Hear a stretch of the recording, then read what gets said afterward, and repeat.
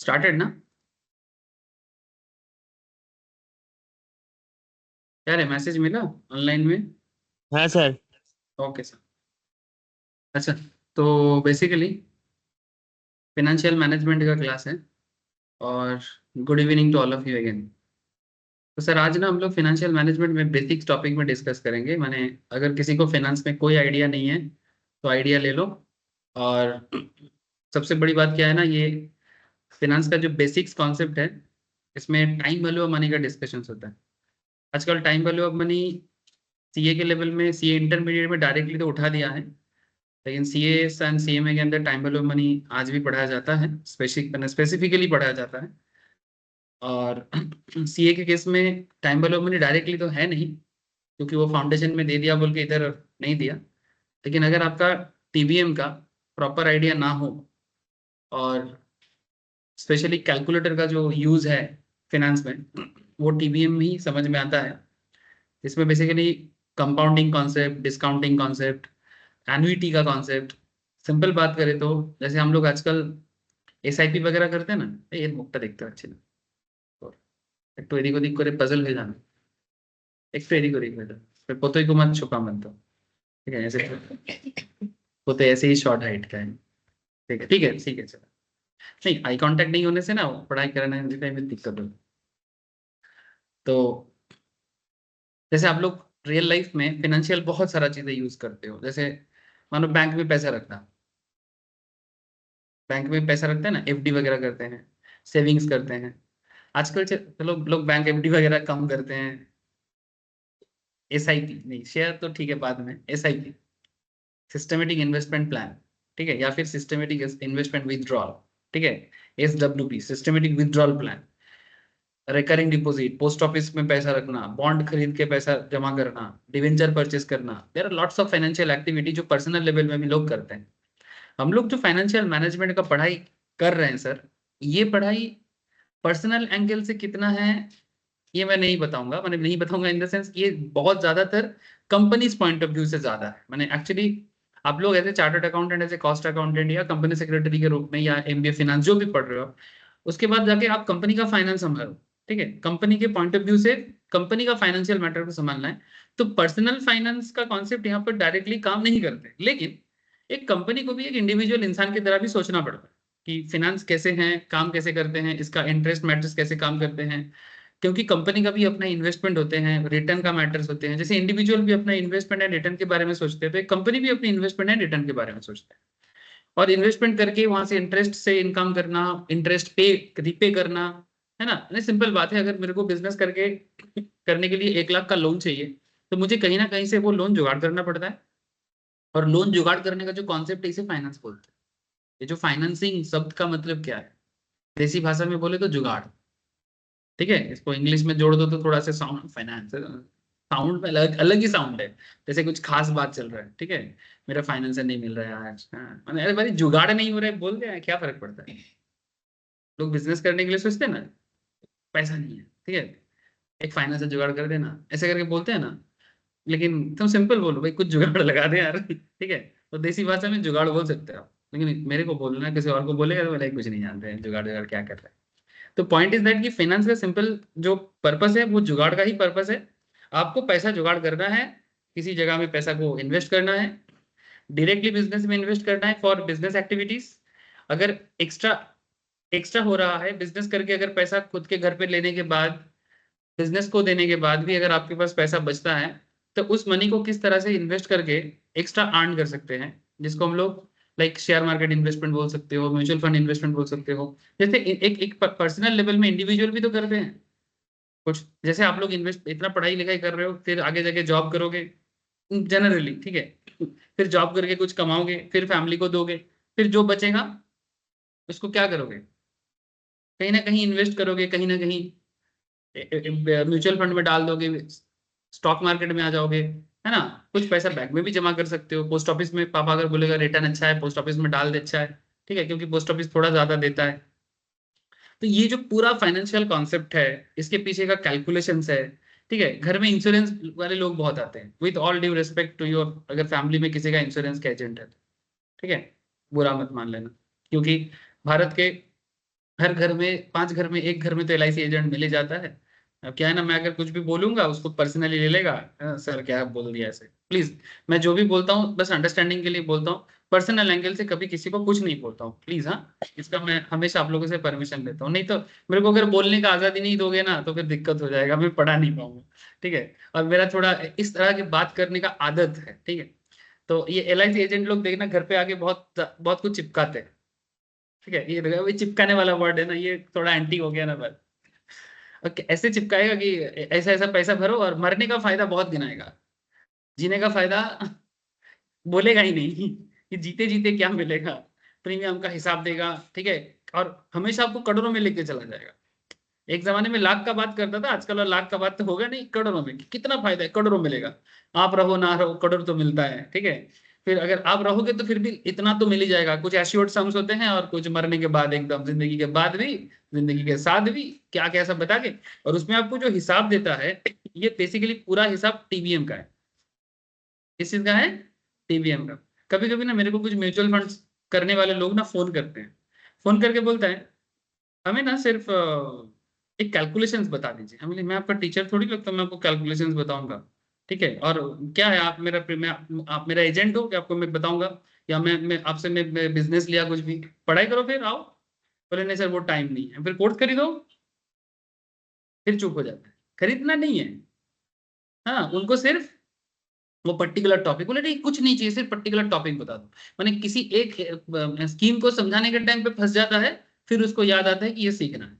YouTube में ढूंढ लेता है, शायद समझ में नहीं आता, या फिर कुछ मिला नहीं, क्योंकि यूट्यूब हर चीज का जवाब थोड़ी देता है ना। ऐसे तो बहुत छोटा छोटा चीज का जरूरत पड़ता है, हर चीज कहाँ मिलेगा, है ना।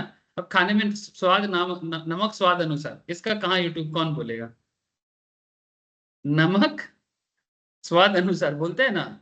अब ये तुमको पता नहीं है कि स्वाद अनुसार क्या होता है, अब उसके लिए भी तुम यूट्यूब में लिख रहे हो कि what is the meaning of स्वाद अनुसार।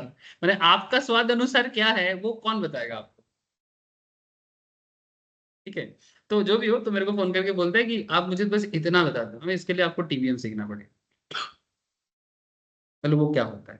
बोले वही तो है जो आप लोग करते हो, बेचते हैं म्यूचुअल फंड, बेचते हैं इंश्योरेंस का प्रोडक्ट बेचते हैं, लेकिन कस्टमर को समझाने के टाइम पे उनको बताना पड़ता है ना कि आप हर महीने कितना कितना पेमेंट करोगे, तब जाके हर महीने कितना कितना देने के बाद कब मैच्योर करेगा, और मैच्योर करने के बाद उसको कितना मिलेगा, यही तो वो सुनना चाहता है।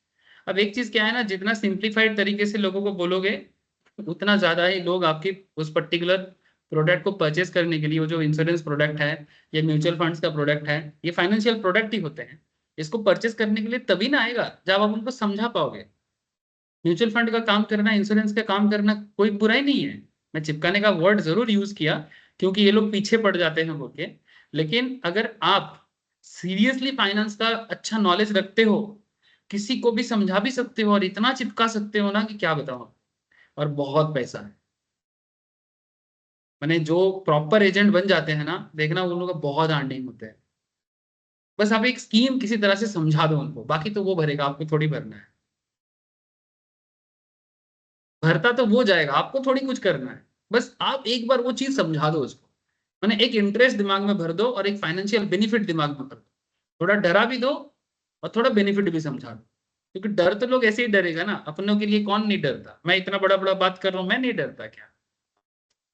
जेन्युइन चीजें, तो थोड़ा डर सबको होता है ना, लेकिन डर के आगे जीत है।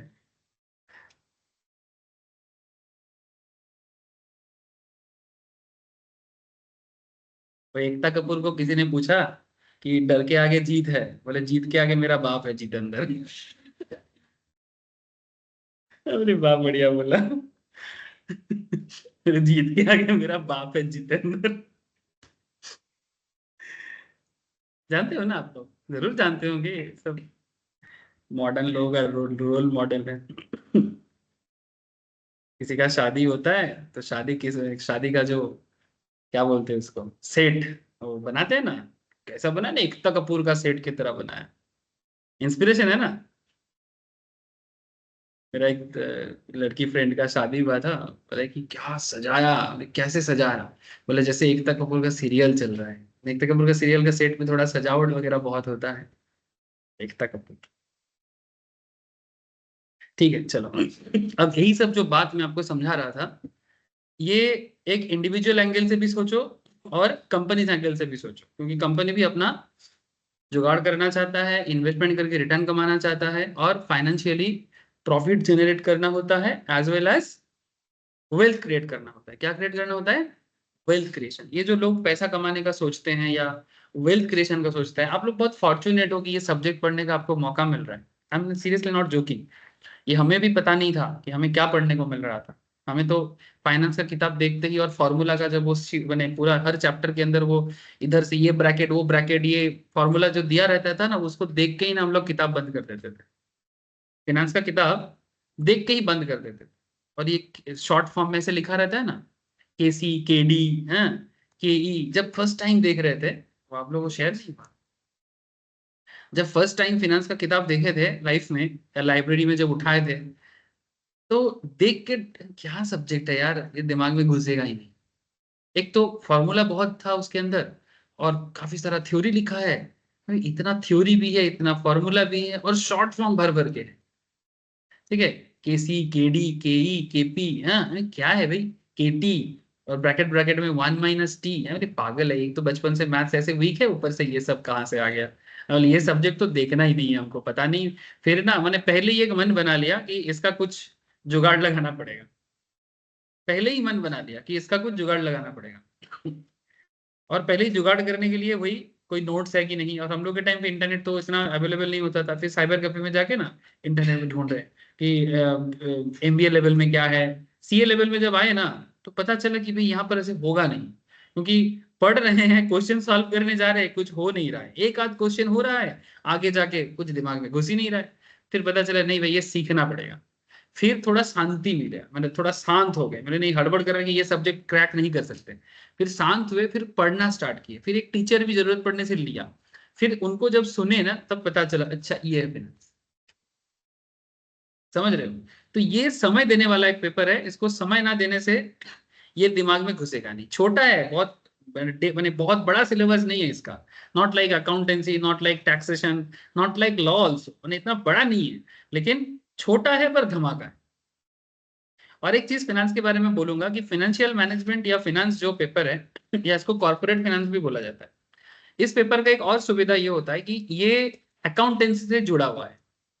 अकाउंटेंसी से जुड़ा हुआ का मतलब ये है सर, अकाउंट जहां एंड होते हैं, अकाउंट जहां एंड होते हैं, फिनेंस वहां पर स्टार्ट होता है। अकाउंटेंसी खत्म, फाइनेंशियल स्टार्ट।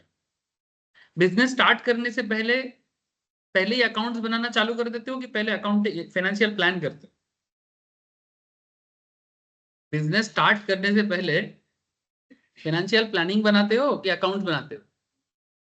पहले ही जर्नल एंट्री चालू कर देते हैं, कैश टू कैपिटल ये से ऐसा करके, सेल परचेज एंट्री। हो ही नहीं सकता ना। तो बिजनेस के स्टार्टिंग में भी अकाउंट फिनेंस, बिजनेस स्टार्ट करने से पहले फिनेंस का ही हिसाब करना होता है कि कहाँ से आएगा, कहाँ लगाएंगे। पूरा एकदम बजट बनाना पड़ता है ना। उसको बोलते हैं प्रोजेक्ट। क्या बोलते हैं उसको? प्रोजेक्ट बोलते हैं ना, फाइनेंशियल प्रोजेक्ट। प्रोजेक्ट लो, बैंक में लोन के लिए भी जाओगे ना, पूरा एकदम प्रोजेक्ट लेके जाना पड़ेगा। क्योंकि बैंक भी आपको अगर 10 लाख भी लोन देगा, तो आपके बिजनेस और बिजनेस का प्रोजेक्ट को कैसे आप फाइनेंस करना चाहते हो और वो पैसा कहाँ पर लगाना चाहते हो, बैंक ये पूरा चीज देखेगा। फिर आपका पोटेंशियल को भी चेक करेगा जरूरत पड़ने से, क्योंकि वो बैंक मैनेजर से थोड़ा बातचीत भी होगा। फिर अगर गवर्नमेंट भी बोल रहे कि हाँ भाई इतना चेक मत करो, दे दो, अगर आपका लोन नहीं सुधेगा तो हम भी थोड़ा बहुत सपोर्ट आपको करेंगे। ठीक है, क्योंकि देश में ऐसे ही एंटरप्रेन्योर कोई बनना नहीं चाहते हैं। अब कोई बनने के लिए आ रहे हैं तो कम से कम बनने दो। आजकल ऐसा दिमाग लगा रहे हैं, सरकार भी काफी सारा चीजें हेल्प कर रहे हैं। ठीक है, तो एंटरप्रेन्योरशिप डेवलपमेंट के लिए फाइनेंस के बिना तो हो ही नहीं सकता, छोटा से छोटा बिजनेस ही क्यों ना हो। और बड़ा तो कोई पहले कर नहीं सकता, पहले तो छोटा ही बनाना पड़ता है। तो फाइनेंस का इतना जरूरत होता है। मैंने बिजनेस स्टार्ट करना है तो ये सब्जेक्ट चाहिए। ठीक है, फिर जैसे ही सब्जेक्ट बनेगा, फिर सब्जेक्ट के हिसाब से एक बजटेड अकाउंट भी बनाया जाएगा। फिर जैसे बिजनेस चालू होगा, फिर डेटा एंट्री चालू होगा, फिर अकाउंट्स होगा। फिर एवरी मंथ अकाउंट कंप्लीट करोगे। फिर अकाउंट कंप्लीट करने के बाद फिर से बिजनेस का ग्रोथ प्लान के लिए सोचना है। फिर फाइनेंस के बारे में बात करें, ग्रोथ प्लान जब भी आएगा फाइनेंस आ जाएगा। फिर साल के एंड पे सारा अकाउंटिंग हो गया, ईयर एंड में फिर अकाउंट जैसे ही कंप्लीट हुआ, फिर फाइनेंस के पीछे पड़ गए। तो भी और कितना लगेगा, इतने में नहीं हो रहा है। या फिर इतना रिटर्न हम लोग इस बार कमाए तो नेक्स्ट ईयर और कर सकते हैं, तो उसके लिए और जुगाड़ लगाना पड़ेगा। समझ में आ रहा है? मैं एकदम देसी भाषा में बात कर रहा हूँ और एकदम आम एंगल से बात कर रहा हूँ, कोई सीए एमबीए वाला बात कर ही नहीं रहा हूँ। ज्यादा हाइप क्रिएट मत किया करो। हाइप क्रिएट करने से, ये मेरा पर्सनल मानना है, कि हाइप क्रिएट करने से कोई चीज स्पेशल नहीं हो जाता। जो स्पेशल है वो स्पेशल हमेशा रहेगा। आई डोंट नो, मेरा ये फिलोसफी आप लोगों को शायद पसंद नहीं आएगा, शायद पसंद नहीं आएगा, क्योंकि हाइप क्रिएट करना ही ना दुनिया का एक ना खेल बन चुका है, कि किसी भी चीज को इतना बढ़ा चढ़ा के बोलो जैसे बाकी दुनिया में नॉर्मल लोग उसके बारे में सोच ही ना पाए। कुछ चंद लोगों को उसके बारे में पता चल जाए, फिर वही लोग राज करें। समझे? अब चलो फिनांस समझते हैं, देखते हैं किसमें कितना है दम।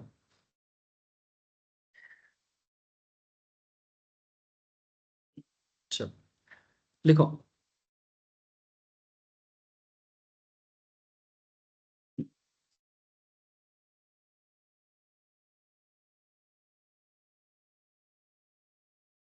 हेडिंग करो, finance basics and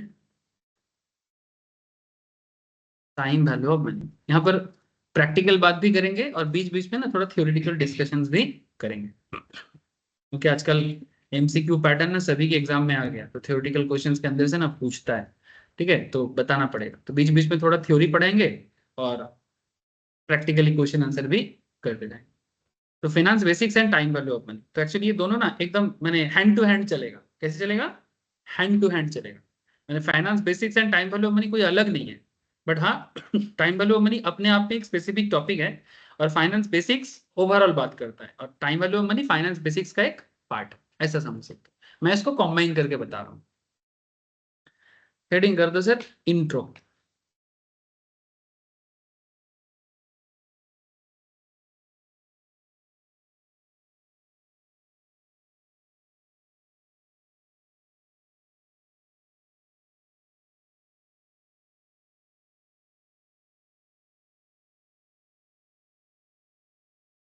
there are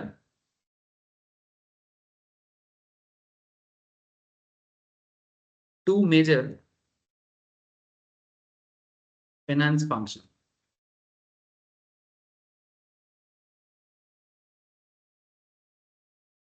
two major finance functions. एक में लिखो, procurement of funds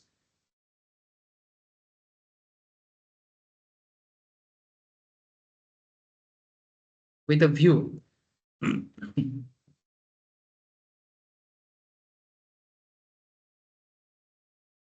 to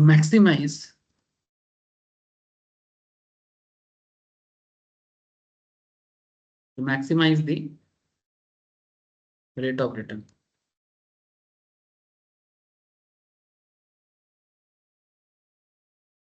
There are two major finance functions, procurement of funds. First क्या function हो गया?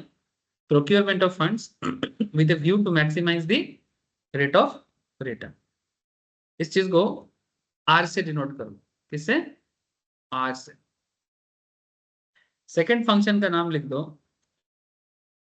The deployment of fund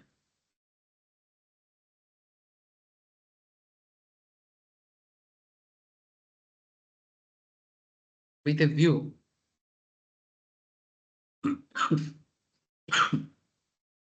to maximize the rate of return. To maximize the rate of return.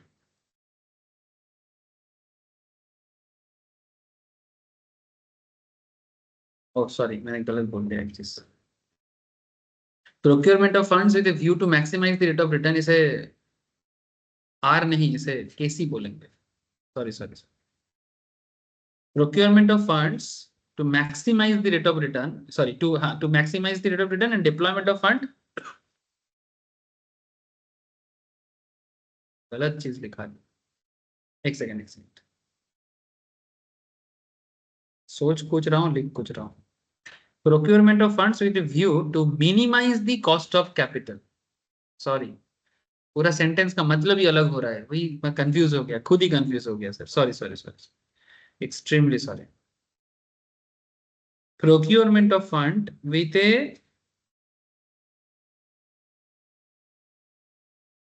with a view to minimize the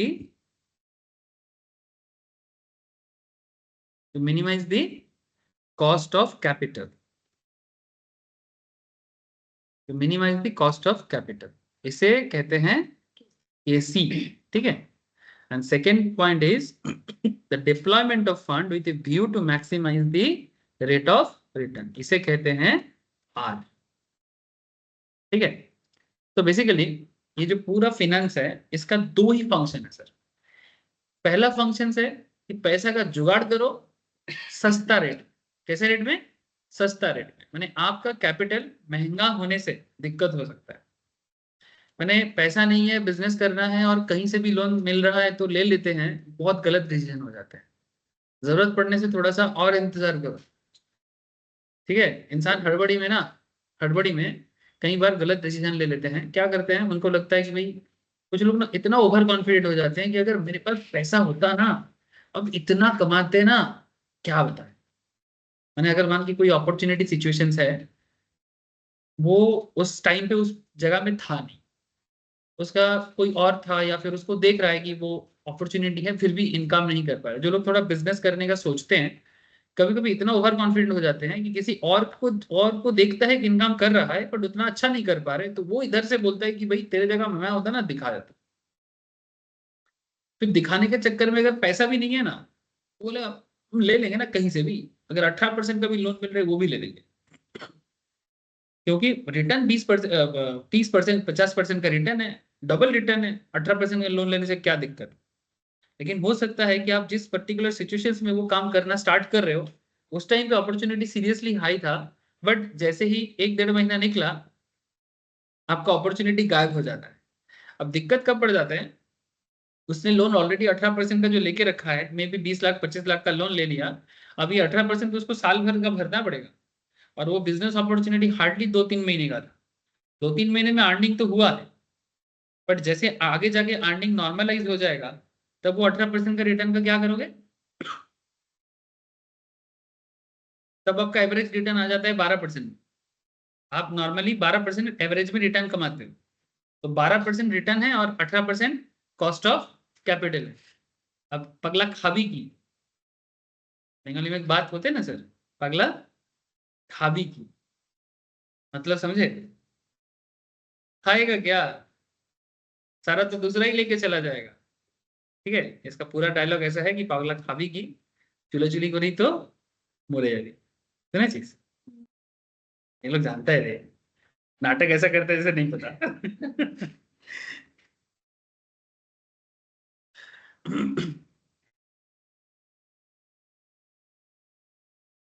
समझ में आ रहा है ना sir, इसलिए financial decision बहुत वाइटल होता है, बहुत सोच समझ के लेना पड़ता है। यानी आगे जाके आप बनाओगे ना कंपनी का फाइनेंशियल ऑफिसर या फाइनेंशियल मैनेजर का काम करना पड़ेगा, उस टाइम पे वो ना आपकी तरफ देखेगा। भाई एक तो आप डिग्री लेके जाओगे, ठीक है, एक तो आपके पास डिग्री होगा, और डिग्री को हमेशा नॉलेज से सब्स्टिट्यूट करना होता है, सिर्फ डिग्री रहने से कुछ नहीं होता।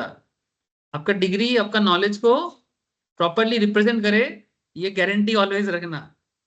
नहीं तो सिर्फ डिग्री किसी तरह से मिल गया और उस नॉलेज कभी उसको रिप्रेजेंट नहीं कर पा रहा है, तब दाल में कुछ काला हो जाएगा।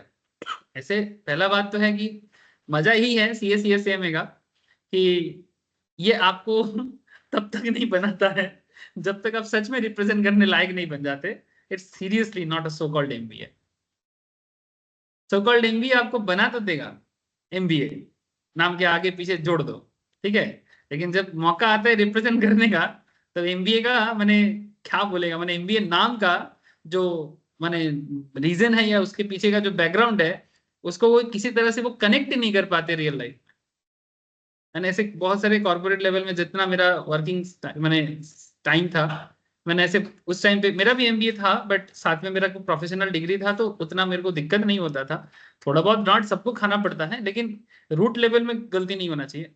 तो कुछ ऐसे लोग देखता था कि जो MBA करके आया है, में भी जूनियर डिपार्टमेंट में है, तो उसको मैं बाद बाद में ताना मारता था, कैसे एमबीए रे। और कौन ताना मारता था जानते हैं? जो नॉर्मल बीकॉम करके 10-20 साल से नौकरी कर रहे हैं ना, वो लोग ताना मारता था। मैंने दे और ऐसे बोलता था, देख मेरा देख, सिर्फ बीकॉम है, वो भी जनरल।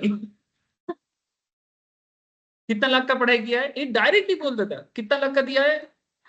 नहीं, 7 लाख का। मेरा तो सरकारी कॉलेज था, 3,000 का भी फीस नहीं भरा। तेरे से ज्यादा समझता हूँ, बीकॉम ऑनर्स भी नहीं है, जनरल डिग्री है। अब 15 साल से काम कर रहा है। और उस टाइम पे तो बीकॉम जनरली कोई नहीं होता था। जब नौकरी मिला था, उस टाइम पे बीकॉम जनरल भी नहीं मिलता था, कि मैंने ग्रेजुएट ही मिलना मुश्किल होता था। तो ले लिया, और काम करते करते सीख गया, और नॉलेज, इच्छा था सीखने का, सीख गया। अरे लोग एमबीए करके आता है, एकदम इतना स्टाइल में आते हैं, जब कंपनी का कोई डॉक्यूमेंट दे देता है, क्या है दादा, क्या करना है इसका। पढ़ भी नहीं पाते, बोले पढ़, अरे समझ में नहीं आ रहा। बोले कम से कम पढ़ के तो समझना चाहिए। करना क्या है वो तो मैं समझाऊंगा, मैंने जो एक्सपीरियंस है वो समझा दे, लेकिन कम से कम पढ़ के तो समझ में आना चाहिए कि क्या है ये। खाना खाओ, तो अपना इज्जत अपने हाथ पे। नहीं तो सीनियर लोग ऐसे ही ना, मैंने मैंने एकदम रैगिंग करके छोड़ देता है। स्टार्टिंग स्टार्टिंग में बहुत दिक्कत होता है, फिर धीरे धीरे वो ताना मारेगा, फिर नेक्स्ट दिन जाके लड़का लोग होगा तो ना, भी लड़का लोग का क्या है, ए चल चल भूल जा, चल सिगरेट खा। सिगरेट पे दोस्ती होता है लड़का भी।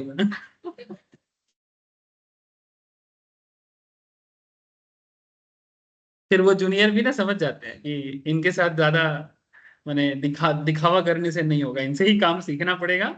तो हमेशा, अरे दादा ठीक है दादा, अरे दादा हाँ दादा है, इसको सीखना पड़ता है। ये चमचागिरी नहीं है, इट्स अ, बोल दोगे हम जूनियर है तो जूनियर है, ठीक है, ज्यादा शो ऑफ मत करो, शो ऑफ करेगा ना, खा जाएगा।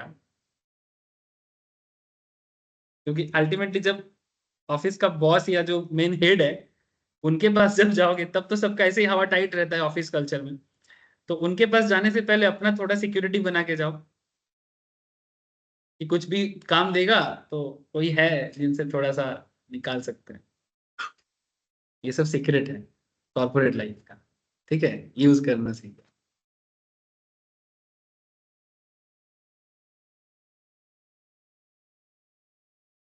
मेरा एक सीनियर था जॉब लाइफ में, स्टार्टिंग में एक फार्म था, छोटा फार्म था, मेरे ही एज का था, थोड़ा सीनियर था काम में।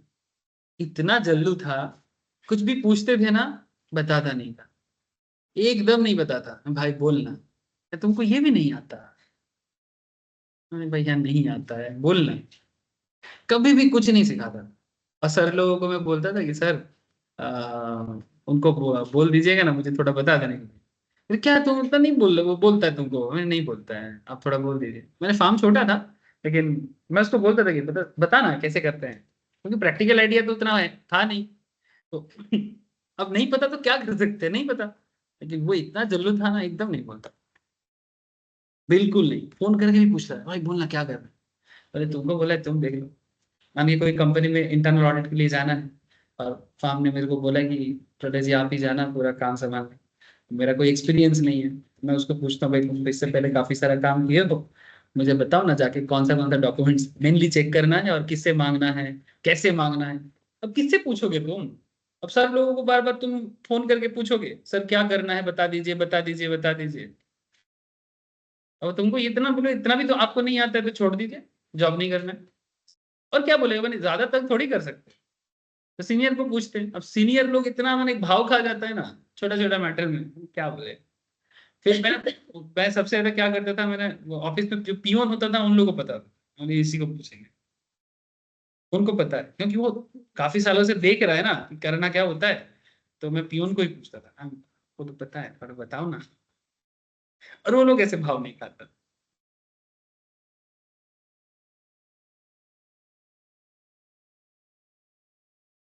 मैंने एटलीस्ट मैं पूछता था कि भाई किससे जाके बात कर। अब कोई प्रायर एक्सपीरियंस नहीं है, फर्स्ट टाइम एकदम फर्स्ट एक्सपीरियंस, प्रायर किससे जाके पूछना है, कैसे करना है, अब पता नहीं है। कभी कॉर्पोरेट वर्ल्ड में कैसे होते हैं कुछ देखा नहीं है, फिर इस तरह का ऑफिस एटिकेट्स भी नहीं आता है, किताब में पढ़ के थोड़ी एटिकेट्स आता है।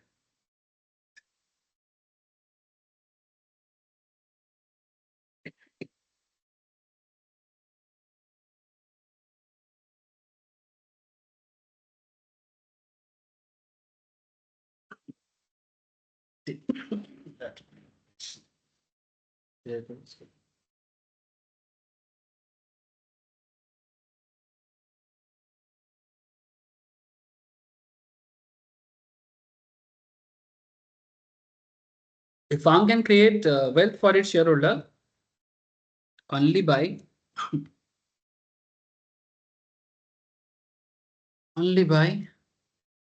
ensuring R greater than AC. क्या करना पड़ेगा? रिटर्न कॉस्ट ऑफ कैपिटल से ज्यादा होना पड़ेगा. वेरी सिंपल कॉन्सेप्ट है सर.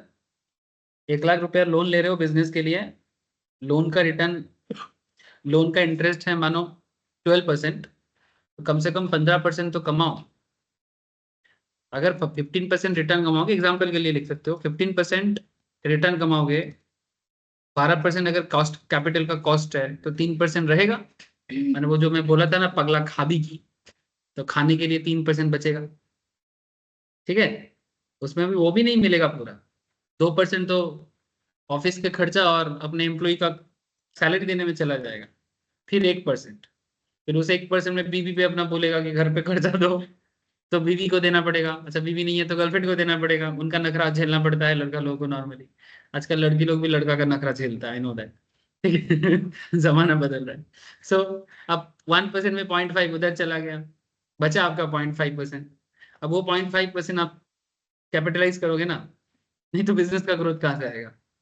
ठीक है, अब जितना कैपिटलाइज करने के लिए बचेगा उसी पे उसका बिजनेस डिपेंड करता है. इसलिए जितना आर ग्रेटर देन किसी जितना बड़ा होगा इसका फैसला, इसके बीच में जो फैसला है वो जितना बढ़ेगा उतना अच्छा है. लेकिन इसका मतलब किसी का जेब थोड़ी काटना है. किसी का जेब तो नहीं काट सकते. रिटर्न के नाम पे कुछ भी अनवसर दाम मांगेंगे तो 2 दिन में बिजनेस बंद करके जाना पड़ेगा. ठीक है, तो बहुत थीन लाइन है सर. मैंने इतना वाइटल डिसीजन होते हैं ना, मैंने कॉस्टिंग जबरदस्त होना चाहिए. मैम के पास करते हो ना कॉस्टिंग, कॉस्टिंग जबरदस्त होना चाहिए. क्योंकि जितना लो रेट में चीज बना पाओगे, जितना लो रेट में सर्विस को क्रिएट कर पाओगे, और जितना वॉल्यूम क्रिएट कर पाओगे, इट्स फुली डिपेंड कि आप किस तरह का बिजनेस कर रहे हो. ये ऑलवेज नॉट दैट कि लो कॉस्ट करना ही. मैंने आपका टारगेट मार्केट कौन है. ठीक है, मैं शायद एक बार किसी एक टॉपिक में रेशियो में किस पे पढ़ा था कि कभी आप लग्जरी मार्केट को टारगेट कर सकते हो या फिर नेसेसिटी मार्केट को टारगेट कर सकते हो. कौन से टॉपिक में पढ़ा था इस चीज को? डिविडेंड में, आई थिंक डिविडेंड में, या फिर रेशियो के स्टार्टिंग में. रेशियो में ही पढ़ा था, रेशियो में ही पढ़ा था. जिन लोगों ने रेशियो कर लिया है, एक बार अगर नहीं किया ना, प्लीज रेशियो का क्लास एक बार देख लो. क्योंकि रेशियो ऐसे 11-12 में भी करके आते हैं तो, लेकिन 11-12 से ये काफी अलग है. हाँ सर, 11-12 टाइप का था नहीं ये रेशियो. हाँ, क्वेश्चन आंसर का पैटर्न वैसा था, लेकिन इट्स नॉट एग्जैक्टली लाइक 11-12. तो रेशियो में वो मैं बोला था कि आप लग्जरी प्रोडक्ट का भी टारगेट कर सकते हो, नेसेसिटी का भी टारगेट कर सकते हो, लेकिन रिटर्न चाहिए आप. ठीक है.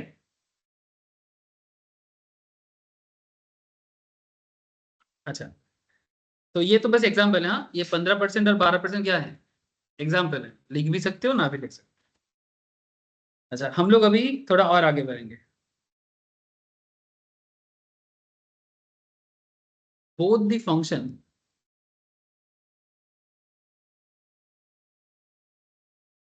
Require complete control and understanding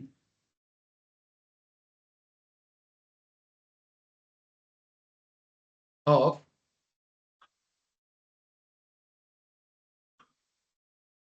TVM,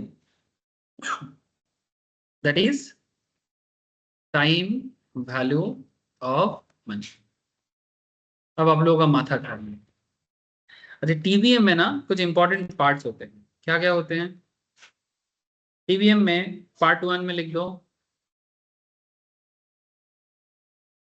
one of the very important part is interest rate. Part 2 में लिख दो compounding and discounting.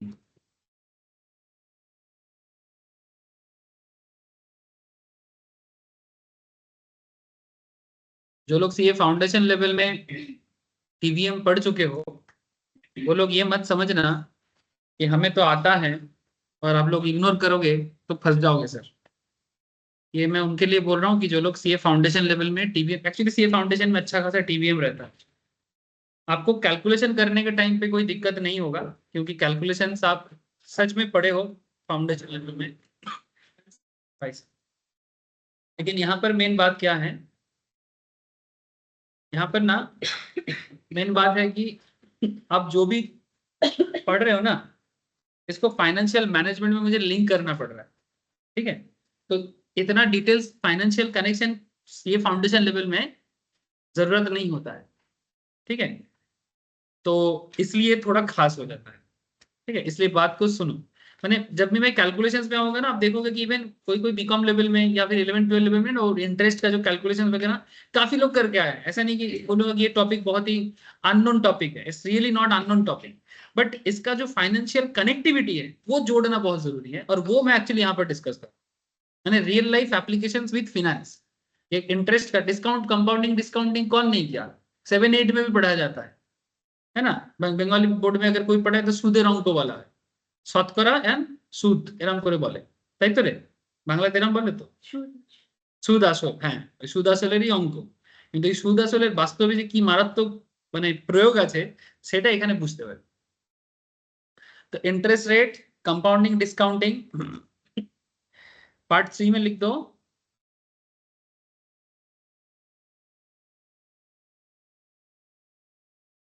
Annuity, and part 4 में लिख दो रेसिडुअल। क्या लिखोगे, रेसिडुअल, माने कुछ और भी रेसिडुअल टॉपिक आए। चलो हेडिंग करो पार्ट 1। এই অনলাইনে সবাই লিখছে তো, হ্যালো? हाँ सर। हाँ सर। Okay sir. पार्ट 1 में हेडिंग कर दो किसको, इंटरेस्ट रेट को। बहुत खतरनाक टॉपिक है।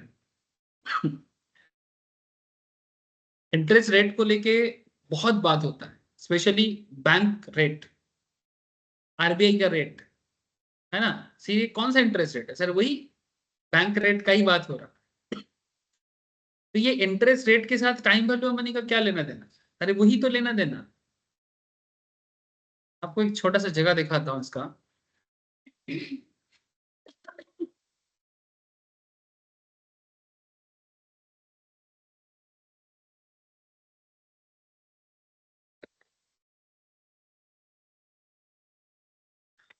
शेयर मार्केट नहीं, मैंने शेयर मार्केट के साथ कनेक्टेड,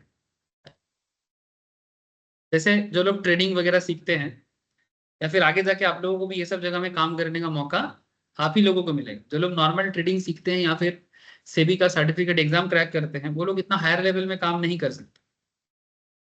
आप लोगों को भी थोड़ा बहुत share market and SEBI related course करना जरूरत पड़ सकता है, because just for the licensing purpose, हमें सेबी लाइसेंस चाहिए होता है ना।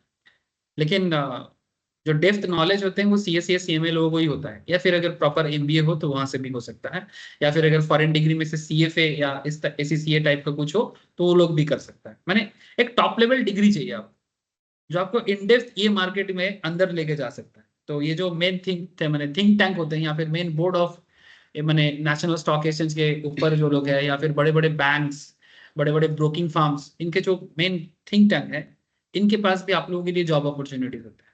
लेकिन एक चीज है, जॉब अपॉर्चुनिटी तो बहुत है, लेकिन पॉइंट है कि लोग ना ये सब चीजें समझते ही नहीं है। नॉर्मली सीए कर लिया, फार्म खोल लिया, ऑडिट का ही काम कर, लेकिन इसके बाहर भी चीजें हैं। लेकिन क्या है ना, वहां तक पहुंचने के लिए हमें तो और भी दिशा देखना पड़ेगा। तो अब जस्ट आपको मैं दिखा रहा हूँ कि there is a market known as derivative market. जो मैं स्टॉक मार्केट सिखाता हूँ, वो स्टॉक मार्केट में मैं डेरिवेटिव भी सिखाता हूँ। कितना तरह का डेरिवेटिव है, equity derivative, currency derivative, commodity derivative and interest rate derivative. इसमें जो लोग मेरे पास स्टॉक मार्केट सीखने के लिए आते हैं, इनको मैं इक्विटी सिखाता हूँ, करेंसी सिखाता हूँ, कमोडिटी सिखाता हूँ। इसमें सबसे पॉपुलर लोगों को ट्रेडिंग करना होता है, ऑप्शन ट्रेडिंग, वो इक्विटी ट्रेडिंग ही होते हैं। और आजकल कमोडिटी का भी मार्केट काफी बेहतर हुआ है। ये करेंसी पे भी लोग, इसको फॉरेक्स भी बोलते हैं, फॉरेक्स ट्रेडिंग, ये भी लोग कर रहे हैं। बट आजकल रिटेलर को थोड़ा सा कुछ रेस्ट्रिक्शन किया। लेकिन देयर इज अनदर डेरिवेटिव, इसको बोलते हैं इंटरेस्ट रेट डेरिवेटिव। इसका डायरेक्टली कोई ट्रेडिंग का कॉन्सेप्ट नॉर्मल लोगों के लिए नहीं है, बट बड़े बड़े बैंक इस डेरिवेटिव के अंदर पड़ जाते हैं। ये इंटरेस्ट रेट को, माने फ्यूचर में इंटरेस्ट रेट कितना बढ़ सकता है, ठीक है, गवर्नमेंट सिक्योरिटीज में किसी चीज का इंटरेस्ट रेट कितना आगे हो सकता है, वो डिराइव करते हैं। और ये आरबीआई, वर्ल्ड लेवल में वर्ल्ड बैंक, आईएमएफ, दुनिया भर का इंटरेस्ट रेट कैसे काम करता है, इस पे ये बहुत जरूरी चीज है, क्योंकि इंटरेस्ट रेट पे ही दुनिया में पैसा का फ्लो डिपेंड करता है। अब मैं आपको यहाँ पर ये जो तीनों चीजें इसको छोड़ देता हूँ, ठीक है, क्योंकि ये हम लोग बात करेंगे जहां जरूरत होगा करेंगे, ठीक है। ऐसा नहीं कि ये सब चीजें आप लोगों का है नहीं, फाइनल में जाके यही सब पढ़ना है, फाइनल में डेरिवेटिव भी आता है, ठीक है, और वही लोगों को बैम्बू लगता है। अब क्या है ना, मैं अभी से आप लोगों को थोड़ा थोड़ा करके सब बात सुनाता रहता हूँ ना, तो आपको एकदम ऐसा नहीं कि आसमान से टपकोगे और खजूर पे लटकोगे। डेरिवेटिव सुनते ही ना, अगर किसी को नॉलेज नहीं है ना, वो डेरिवेटिव सुनते ही ना ऐसे ही डेरिवेटिव, माने हम लोगों के टाइम पे तो इतना स्टॉक मार्केट एक्सेट्रा के बारे में इतना माने कॉन्शियसनेस नहीं था उस टाइम पे। एक हम लोगों का टाइम पे फाइनल पे पेपर का नाम, आज भी पेपर का वही नाम है, SFM, strategic financial management. CA CMA सभी में होते हैं, स्पेशली सीए सीएमए में तो बहुत ही स्पेसिफिक पेपर होते हैं। स्ट्रेटेजिक फाइनेंशियल मैनेजमेंट, उसमें डेरिवेटिव्स, जो उसके अंदर जितना चैप्टर्स डेरिवेटिव के होते थे, वहां पर सबका हवा टाइट। ये डेरिवेटिव और कुछ नहीं सर, ये फ्यूचर एंड ऑप्शन है, और इसीलिए सबका हवा टाइट होता है। फ्यूचर में किसी इंडेक्स का निफ्टी कितना वैल्यू होगा, शेयर का दाम फ्यूचर में कितना होगा, उसके लिए आपको हजारों चीज जानना पड़ता है, और हम लोग तब पढ़ने के लिए पढ़ते थे तो बोर हो जाते थे। अगर उस टाइम पे थोड़ा इसका बात कर देता तो अच्छा लगता, बट समझ में नहीं आया था कि ये कभी हो सकता है। और आज मैं यही चीज पढ़ाता रहता हूँ, और खुद भी करता हूँ, लोगों को भी प्रोमोट करता हूँ, करो बोल के। यही वही डेरिवेटिव है। इसी में से एक डेरिवेटिव जिसमें डायरेक्टली ट्रेडिंग नहीं होता, ये बेसिकली कॉर्पोरेट B2B केस में, बैंक टू बैंक में होते हैं, सरकार टू बैंक में होते हैं। पूरा फाइनेंशियल मार्केट इसी इंटरेस्ट रेट पे डिपेंड करता है। एक छोटा सा एग्जांपल देने से आप समझ जाओगे। आप लोग पढ़े हो इसके बारे में, कहाँ पढ़े हो? 11-12 लेवल में इकोनॉमिक्स में पढ़े हो। आप लोग का इकोनॉमिक्स में एक चैप्टर जरूर पढ़ा होगा, अगर आप लोग कोई भी बोर्ड से पढ़ के आओ। एक चैप्टर जरूर था उसमें, इन्फ्लेशन एंड डिफ्लेशन। इन्फ्लेशन का चैप्टर में इंटरेस्ट रेट तो रहेगा ही। अब वहां पर वो आरबीआई का भी एक चैप्टर होता था, वहां पर आरबीआई इंटरेस्ट रेट डिसाइड करता था, उसके बारे में आपको बोलता था कि भाई आरबीआई को बैंकर्स ऑफ बैंक कहा जाता है ना, वो कैसे इंटरेस्ट रेट कंट्रोल करता था, उसका भी एक क्वेश्चन आता था। Credit rating, credit policy of RBI, तो वो किस क्रेडिट का बात करता था? रेपो, रिवर्स रेपो का बात होता था, तो किस रेपो का बात हो रहा है? इसी इंटरेस्ट का बात। एक्चुअली दुनिया भर में इवन हर क्वार्टर में वर्ल्ड के हर बड़े कंट्री, उसके रिजर्व बैंक ऑफ इंडिया या उसके कंट्री का, जैसे जैसे अमेरिका में रिजर्व बैंक को कहा जाता है Fed, Federal Bank, very good sir, Federal Bank. अगर आपको मैं अभी शेयर मार्केट के अंदर जा नहीं पा रहा हूं, नहीं तो चर्चा थोड़ा अलग हो जाएगा, आप बिलीव नहीं कर सकते। 23 सितंबर मोस्ट प्रोबेबली, इतना मेमोरी अच्छा नहीं है मेरा, थोड़ा भूल जाता हूँ। 20 रेट चेंज किया था, ठीक है। मैंने बहुत दिन से बात हो रहा था कि अमेरिका रेट कट करेगा कि नहीं करेगा, और अमेरिका ने रेट कट किया। इस रेट कट करने के चक्कर में 22,000 का मार्केट, मैंने इंडियन मार्केट का ही बात कर रहा हूं, अमेरिका रेट कट करेगा। कौन करेगा? अमेरिका। उसका फेड का चेयरमैन का नाम है जेरम पावेल, ठीक है। सर उसका चेयरमैन का नाम जान के हमें क्या? अरे वही तो बात है कि उनका चेयरमैन का नाम जान के हमें कुछ है, और वो चेयरमैन रेट कट करेगा कि नहीं करेगा, इसको लेके कंफ्यूजन। 50% मार्केट में एनालिसिस आ रहा है न्यूज चैनल्स में कि 50% of the investors think, business and investors thinks that कि rate cut will happen, 50% think that rate cut will not happen. तो हम लोग भी 50-50 में बांट रहे हैं, ठीक है। लेकिन मैं क्लास में एकदम बोले जा रहा हूँ कि रेट कट होगा, मेरा 90% श्योरिटी है। 10% मेरे को भी थोड़ा सा, मैं भी सिक्योरिटी रख रहा था कि 10% में ना हो सकता है। तो स्टूडेंट पूछते हैं सर रेट कट, क्योंकि सबको पता है जो लोग मार्केट में पैसा लगाते हैं कि रेट कट होने से स्टॉक मार्केट भागेगा। जिस दिन ये घटना घटा उसी दिन में मार्केट 1000 पॉइंट में भागा था।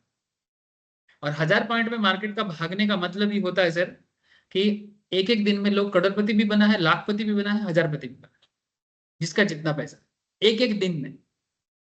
ये मे भी आप लोगों को थोड़ा सा अजीब साउंड कर रहा होगा, बट जो ये चीज जानता है या थोड़ा बहुत मैंने भी देखा, मैंने क्लास में डिस्कस भी किया, मैं आपको प्रूफ के साथ बहुत कुछ दिखा सकता हूँ, बिकॉज इट्स रियली होता है। ये डिपेंड करता है आपकी कैपिटल कितना है। अगर आप लाख 10 लाख लगाए हो तो सीरियसली 10 लाख 10 गुना बढ़ जाता है, और 10 लाख 10 गुना एक दिन में बढ़ता है तो सच में करोड़पति बन जाते हैं। मेरा एक स्टूडेंट मेरे सामने एक दिन में, वो पुलिस में काम करता है, 4000 टका को एक दिन में 1,20,000 जाते हुए देखा। ये बात जब मैं किसी को बोलता हूँ वो सोचता है कि मैं बना के बोल रहा हूँ। इट्स नॉट रियली, बट वो दिन का इंतजार करना पड़ता है, वो रोज रोज नहीं होता है। उस दिन का इंतजार करना पड़ता है और सही टाइम पे एंट्री करना पड़ता है, और फिर जाके वो स्काई रॉकेटिंग घटना घटता है। एक दिन क्या, एक 2-4 घंटे में हो जाता है। इवन आप बिलीव भी नहीं कर सकते। मैं तो क्लास लेता रहता हूँ, इतना अपॉर्चुनिटी मुझे मिलता नहीं है। बीच बीच में थोड़ा थोड़ा अपॉर्चुनिटी मिलता है, जब ऐसा दिन रहता है, फिर बाद में मैम को बोलता हूँ आज क्लास बंद कर देना चाहिए था। बोले यही तो गलती कर दोगे ना, ठीक है। क्योंकि मैम का कहना है कि देख, आज तू टीचर बना है ना, तभी जाके तेरे को इतना पता भी है, और तेरे बोलने पे लोगों को भी इसका अपॉर्चुनिटी मिलता है।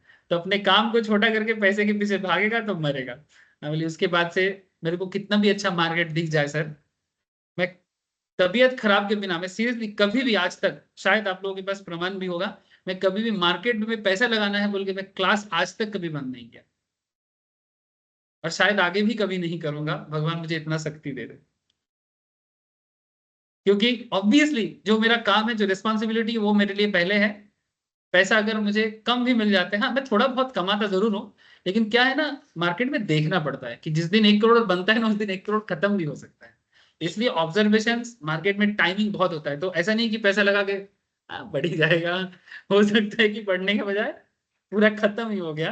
ठीक है, सो आपको पूरा रेडी रहना पड़ता है। तो जस्ट मैं यही बता रहा हूँ कि ये एक इंटरेस्ट रेट के ऊपर डिपेंड करके एक दिन के मार्केट में क्या चीज हो रहा है। वही मैं बोला कि अराउंड सितंबर 22-23 का बात है, और वो जैसे ही डिक्लेयर किया, न्यूज आया, मार्केट एकदम भाग, और आंखों के सामने। इवन इंडियन मार्केट में भी जब हमारे आरबीआई रेट कट करने के बारे में बोलने का हाई चांसेस है, अभी दिसंबर के एंड में बोल सकता है या जनवरी में बोल सकता है। अगर इवन हमारे आरबीआई भी बोलेगा तो उस दिन भी हमारे मार्केट भी 500,000 पॉइंट भाग सकता है। समझे? अब आप बोलोगे सर इंटरेस्ट रेट कट करने में मार्केट भागता है और इंटरेस्ट रेट बढ़ा देने में मार्केट गिरता है, क्या रीजन है इसका? कुछ नहीं है, बोलो क्या रीजन है?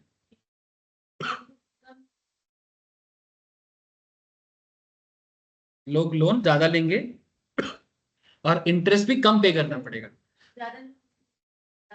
ज्यादा लोग लोन लेंगे और ज्यादा अमाउंट पे भी लोन लेंगे। जो लोग पहले बिजनेस करने के बारे में सोच नहीं रहा था, वो लोग अभी बिजनेस के बारे में सोचेंगे। दैट मीन्स ओवरऑल इकोनॉमी में या बिजनेस पे पैसा का फ्लो बढ़ेगा, उसमें बिजनेस बनेगा तो एम्प्लॉयमेंट क्रिएट होगा, एम्प्लॉयमेंट क्रिएट होगा तो इकोनॉमी में बूस्ट मिलेगा। अमेरिका में लास्ट 5 साल से इकोनॉमी धीरे धीरे धीरे धीरे डाउन में गया था, तो इस बार अगर अमेरिकन इकोनॉमी रेट कट नहीं करता तो उसका सीरियसली हालत बहुत टाइट हो जाता। मैंने जॉब का हालत अमेरिका में बहुत खराब है सर, और वो उसको अभी भी रिवाइव नहीं कर पाया।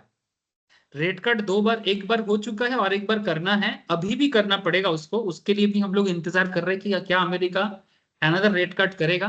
रेट कट करने से बैंक से पैसा का फ्लो अच्छा हो जाता है, क्योंकि पब्लिक भी लोन लेने के लिए आ जाते हैं। अब आप बोलोगे तब तो हमेशा पैसा का फ्लो बढ़ाना ही देना चाहिए। नहीं सर, ज्यादा पैसा का फ्लो बढ़ने से इन्फ्लेशन हो जाता है। लोगों के हाथ में ज्यादा पैसा आने से वेरी फ्यू प्रोडक्ट, अगर मार्केट में तो प्रोडक्ट का अनलिमिटेड सप्लाई नहीं रहता है, हर चीज का एक लिमिटेशन है।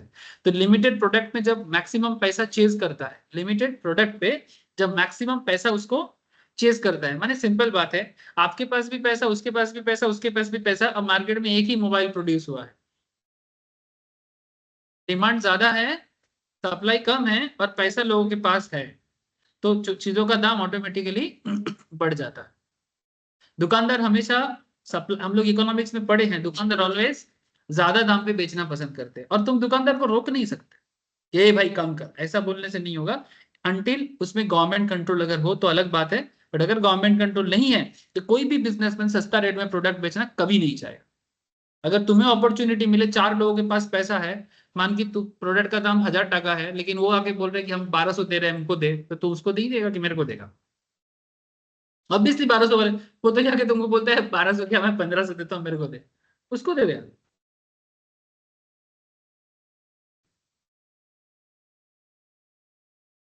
समझ में आ रहा है? तो इसलिए ज्यादा पैसा होना भी इकोनॉमी के लिए चिंता होता है, तो इन्फ्लेशन क्रिएट हो जाता है। और इसमें क्या होता है, आम आदमी को बहुत दिक्कत होता है। और देश में आम आदमी ज्यादा है कि खास आदमी ज्यादा है? खास आदमी माने रिच, और आम आदमी माने मिडिल क्लास, ठीक है? तो किसका संख्या ज्यादा है? तो देश का कौन सा लोग खुश रहने से देश खुश है? Middle class. तो ये देश किसका है, खास का कि आम का? आम का। खास का नहीं है देश। सरकार खास लोगों के लिए सोचता भी नहीं है, क्योंकि खास लोग तो खास कुछ कर ही लेगा। ये आम लोगों के लेके ही चिंता है। ये कभी पक जाता है, कभी ज्यादा पक जाता है, कभी ज्यादा कच्चा रह जाता है, इन्हीं को लेके चिंता है। इसलिए सरकार का जो भी पॉलिसी होते हैं, it's always for the common man, that means for middle class. और जो मिडिल क्लास से भी नीचे होते हैं ना, इनके बारे में सरकार के दिल में अलग जगह होते हैं। They are called priority sectors. ठीक है? स्पेशल बच्चा। कैसा बच्चा? स्पेशल बच्चा। मिडिल क्लास स्पेशल बच्चा नहीं, मेन बच्चा, मेन, स्पेशल नहीं। दिमाग में घुस रहा है ना कि सरकार, अगर एक माता पिता है, तो हम लोग उसके कैसे संतान हैं? रिच को वो कैसे ट्रीट करते हैं, मिडिल क्लास को कैसे ट्रीट करते हैं, और गरीब को कैसे ट्रीट करते हैं? तो ये पूरा पॉलिसी इंटरेस्ट रेट पे डिपेंड करता है। यही है सब चीज। इसके बढ़ने पे ही खेल, इसके कम होने पे ही खेल, सारा चीज इस पे है। कभी सोचा आप लोगों ने कि अगर पैसा का सप्लाई का ही मैटर है, ये अंबानी हम हर किसी को ना करोड़पति बना सकता है। अपने बेटे के शादी में 400 करोड़ खर्चा किया। देश का जनसंख्या 140 करोड़, कितना मिलेगा हर किसी को? बोलो भिक्षा में कितना मिल सकता है? हाँ, भिक्षा ही बोलेंगे और क्या बोलेंगे? कितना मिल सकता है? 2-2 करोड़, 3 करोड़ तो दिख ही रहा है। 14 दिन, नहीं, 2.8, 2.8 करोड़। 2.8 करोड़ एक एक जन को मिल जाएगा। एक काम करते, चलो कटोरा लेके पहुंच जाते हैं कि बेटे के शादी में जितना खर्चा किया हम लोग को दे दो, दान भी हो जाएगा, नाम भी करेंगे अंबानी का, है ना? एक काम करेंगे, बोल देंगे कि गांधी का नोट की जगह अंबानी का ही फोटो छपेगा। हाँ, और जरूरत पड़ने से देश भी आप ले लो, भारत आप ले लो, पर्सनल ले लो, पूरा पूरा भारत, जहां जहां पैर रखोगे अंबानी का जगह है। हमें बस 2.8 करोड़ दे दो, मंजूर है? इस कंफ्यूज हो गया। हाँ, बोल रहे हैं। कितना आसान बात है ना। अपने बेटी की शादी में एक इंडियन बिजनेसमैन 400 करोड़ खर्चा करता है। Just try to understand the economy. और हमारे देश का जनसंख्या 140 करोड़ है, क्या ये है? ऐसे भी तो हम लोग शादी ब्याह में लोगों को बांटते हैं ना, तो बांट देता। 400 में 140 करोड़ बांट देता तो क्या हो जाता? 140 करोड़ फॉर द इंडियन भिखारीज। 1-1 करोड़ का भी है। 140 करोड़ फॉर द इंडियन भिखारीज, एंड 400 करोड़ से 140 को माइनस कर दो, कितना बचता है? 200, 260, 260 करोड़ फॉर माई प्यारा सा नन्ना मुन्ना बच्चा।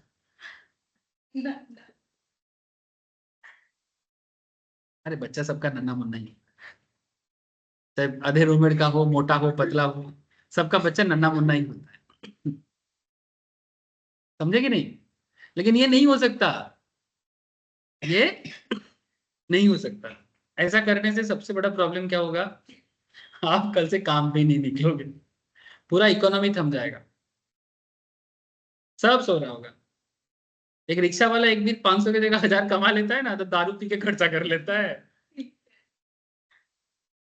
है ना? अगर किसी दिन उसका 500 की जगह 1000 का आ जाए, वो 500 रख नहीं पाता, वो सेलिब्रेशन ही करता है। कहाँ मिलेगा उसको? देसी दारू के ठेक में। फिर उसका बीबी उसको उठा के लेके जाता है, चल घर चल, फिर मारता भी है। हाँ, यही तो होता है। मैं सब बहुत देखा हूँ। क्यों मारा? बीवी ने उसको न कल ज्यादा पी लिया था। हाँ, क्या करेगा? नहीं मारेगा तो उसका उतरेगा नहीं। पी पा के पड़ा हुआ है। अरे क्या है, उसका भी हस्बैंड है, बहुत प्यार। अरे भाई, नहीं तो जिंदगी भर वो अकेला रहेगा क्या? बच्चा है, क्या करेगा? तो मारेगा नहीं तो क्या करेगा? तभी तो बीवी मारता है। और वो उस हालत में मार भी नहीं सकता, बाद में जब उसको याद आता है, ठीक है।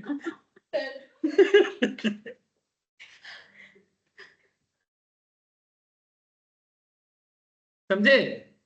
तो इसलिए अंबानी सबको अगर पैसा बांट भी देना, इकोनॉमी चल नहीं सकता। इकोनॉमी में एक प्रॉपर डिमांड सप्लाई ऑलवेज रखना पड़ता है, ताकि लोग मेहनत भी करें और अपने मेहनत से अपना जगह बनाए। समझे? सरकार का काम बस इतना है, वो डिमांड सप्लाई सिचुएशंस को ठीक रखे, बस इतना। बैलेंस,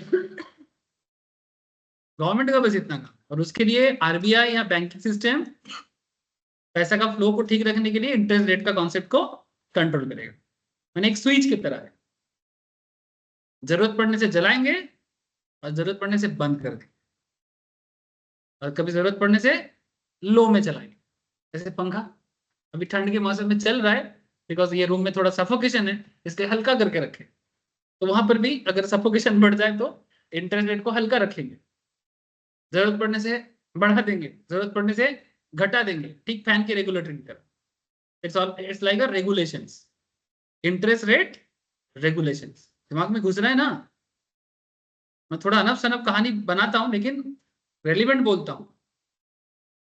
इरेलीवेंट तो नहीं बोलता ना सर। तो लोग जो कोई लोग अगर अचानक से मेरा ए वाला टेप, क्या क्या पक क्या रहा है, टाइम वैल्यू ऑफ मनी पढ़ा रहा है, बीवी का हस्बैंड को मारने के साथ क्या रिलेशन है ना? लेकिन सब कुछ लिंक लिंक में ही बना है, ये बात तो क्या बताए सच।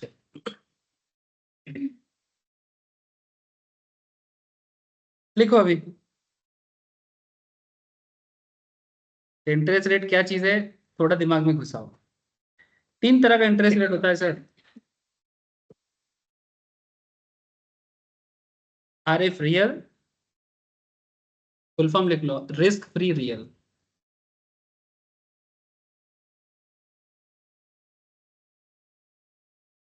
सेकंड में लिखो इन्फ्लेशन प्रीमियम, और थर्ड में लिखो risk premium.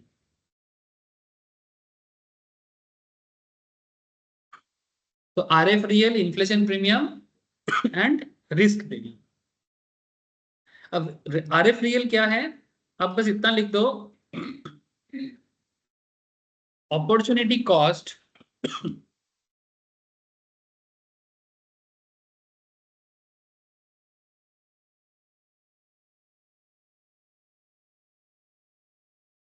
opportunity cost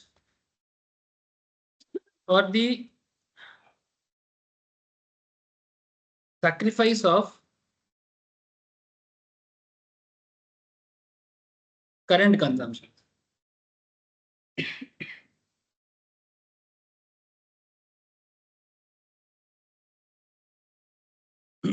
bracket में लिख दो से 3%।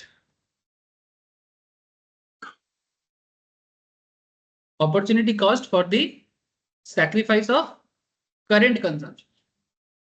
मैंने सिंपल बात है, मैं अपना पैसे से पिज्जा ना खा के बैंक में जाके सेविंग किया, तो बदले में बैंक मुझे कितना देता है?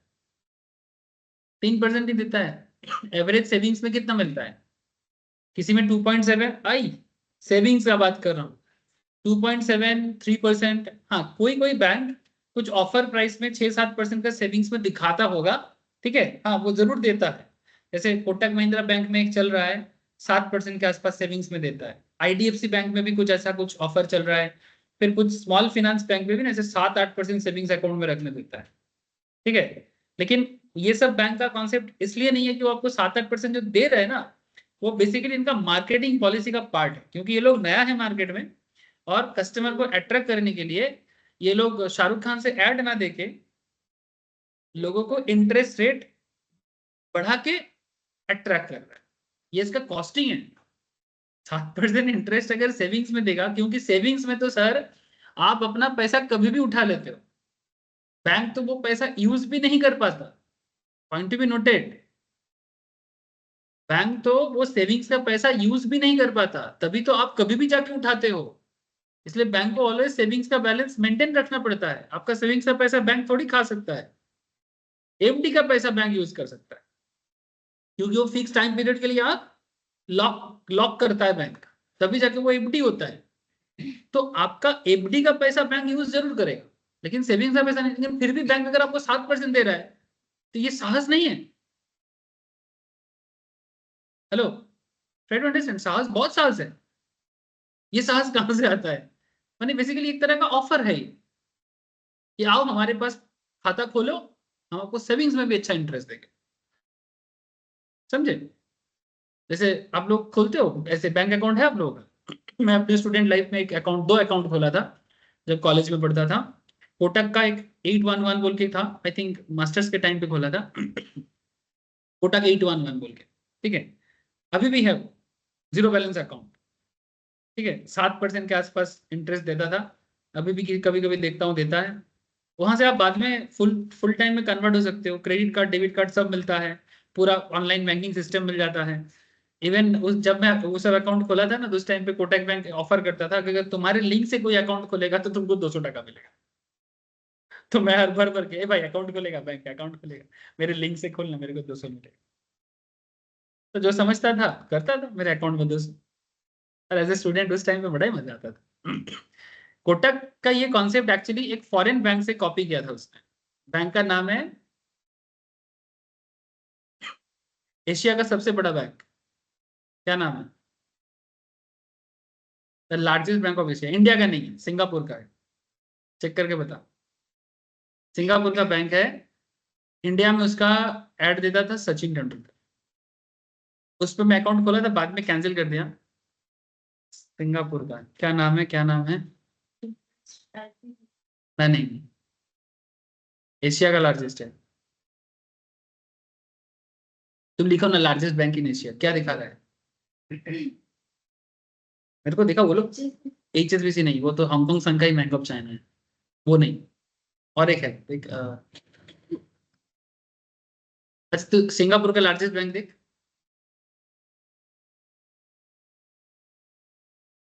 जल्दी देख। DBS, DBS, DBS. ये डीबीएस बैंक ये कॉन्सेप्ट रेट चालू किया था। इसका है कोलकाता में भी ब्रांच है और ऑल ओवर इंडिया में ब्रांच है इसका, डीबीएस। इसलिए उसने तो 300 टका करके देता था पर अकाउंट में, नहीं। आजकल पता नहीं ये सब देता है कि नहीं देता, मैं तो खोज हमेशा रख नहीं पाता, बट अगर दिया दे ना तो आप लोग ये सब यूज करो। अरे कुछ नहीं जाएगा, जीरो बैलेंस अकाउंट है, स्टूडेंट को अट्रैक्ट करने के लिए करता है, क्योंकि आज जो स्टूडेंट है कल जाके तो कमाएगा रे होगा। ये इस बैंक का एक अच्छा कॉन्सेप्ट है। अगर 5 साल 6 साल पहले से किसी को टारगेट करता है, फिर आगे जाके वो उसी बैंक का लत लग जाएगा उसे, फिर वो स्टेट बैंक ऑफ इंडिया में अकाउंट नहीं खोलेगा। लेकिन मैं आप लोगों को क्यों बोल रहा हूँ कि इसमें ना आप लोग का फाइनेंशियल नॉलेज बढ़ेगा, समझे? तो अगर कहीं कहीं पर भी ये सब अपॉर्चुनिटी दिखे ना, करो। एक्सिस बैंक एक है ऐसा बोल के, तुरंत अकाउंट खुल जाएगा, जीरो बैलेंस। अगर अभी है कि नहीं देख लेना। मैं तो बहुत सारा चीज बोल देता हूँ, लेकिन करंट टाइम पे क्या है वो सब थोड़ा टर्म्स एंड कंडीशन पढ़ना, ठीक है। खोल सकते हो, लेकिन ज्यादा मत खोलना, एक ही खोल। अब ज्यादा खोल लेने से वो बाद में बहुत प्रॉब्लम आ जाएगा। इतना सारा चीज मेंटेन नहीं कर पाएगा, फिर दिक्कत। और ये सब बैंक के फॉरेन बैंक का अकाउंट वगैरह रहने से ना, इंटरनेशनल ट्रांजैक्शंस वगैरह में काफी सुविधा है ना। फ्यूचर में कभी कुछ फॉरेन से कुछ ट्रांजैक्शंस करना है, ये करना है, तो वो सब बैंक का ना फॉरेन ट्रांजैक्शंस काफी इजीली, जो भी। तो 3% क्यों? क्योंकि मैं पिज्जा ना खा के बैंक में सेविंग्स किया था, ठीक है। तो opportunity cost for the sacrifice of current consumption. तो सेविंग्स में जो बैंक 3% देता है ना, वो इसीलिए देता है क्योंकि बैंक चलाने के लिए बैंक का एक रेगुलर कस्टमर, सेविंग्स में एक्चुअली बैंक का कोई इनकम नहीं होता। हम लोग जो बैंक में सेविंग्स अकाउंट खोलते हैं, इसमें बैंक का एक्चुअली कोई इनकम नहीं, लेकिन सेविंग्स वो सोर्स है जिससे हम कस्टमर को अपना बना सकते हैं। इंडिया में तो सेविंग्स बना खोलने के लिए बैंक हमें पैसा देता है, फॉरेन में तो सेविंग्स रखने के लिए फॉरेन कंपनी का बैंक जो है, कंट्रीज का बैंक चार्ज करते हैं। कि सेविंग्स रखना है तो आपको चार्ट देना पड़ेगा, समझा? तो इंडियन बैंक ने भी थोड़ा चालाकी किया है, वो आपको मानो आपका सेविंग्स में जो मोटा मोटी एवरेज में मेंटेन होता है उस पर तो उसको एक 3% के आसपास देना पड़ता है, और वो भी आपके लिए अलग अलग टाइप का डेबिट कार्ड बना के रखा है, फिर वो डेबिट कार्ड से काटता रहता है 500 1000 करके, कि भाई तुम कुछ लो हम कुछ दे करके अपना थोड़ा बैलेंस हो जाता है।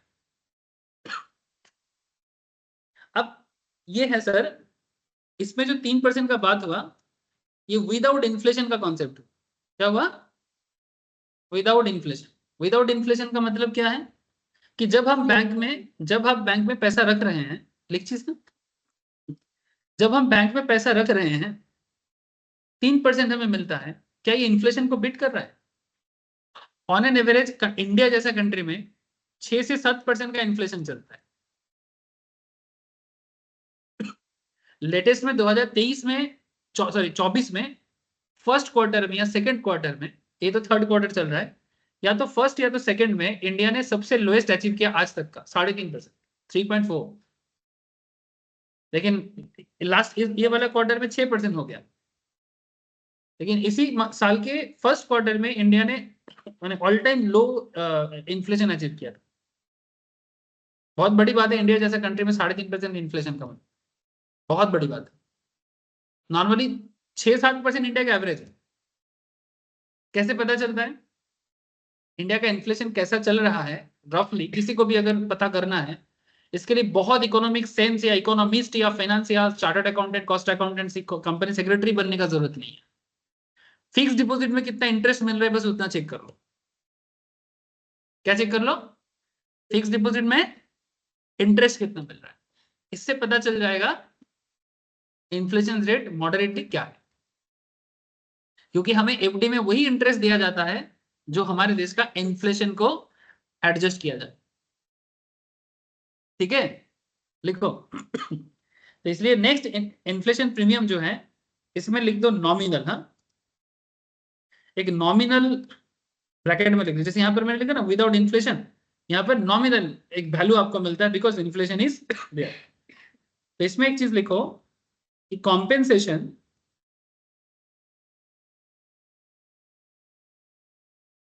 For the expected loss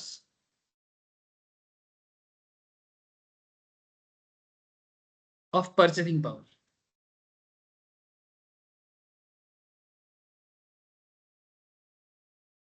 compensation for the expected loss of purchasing power, ये क्या होता है सर? आप महंगाई के साथ चलते थे, हमारे देश में 6-7% इन्फ्लेशन है, दैट मीन्स ये जो हम लोग टाइम वैल्यू ऑफ मनी पढ़ रहे हैं, क्या पढ़ रहे हैं? Time value of money. ये सब ये वर्ड ये सेंटेंस सुनने के साथ साथ दिमाग में कुछ चल नहीं रहा है। टाइम वैल्यू ऑफ मनी, समय के साथ साथ पैसा का वैल्यू क्या होता है बोलो? कौन बोलेगा? टाइम वैल्यू ऑफ मनी का क्या मतलब?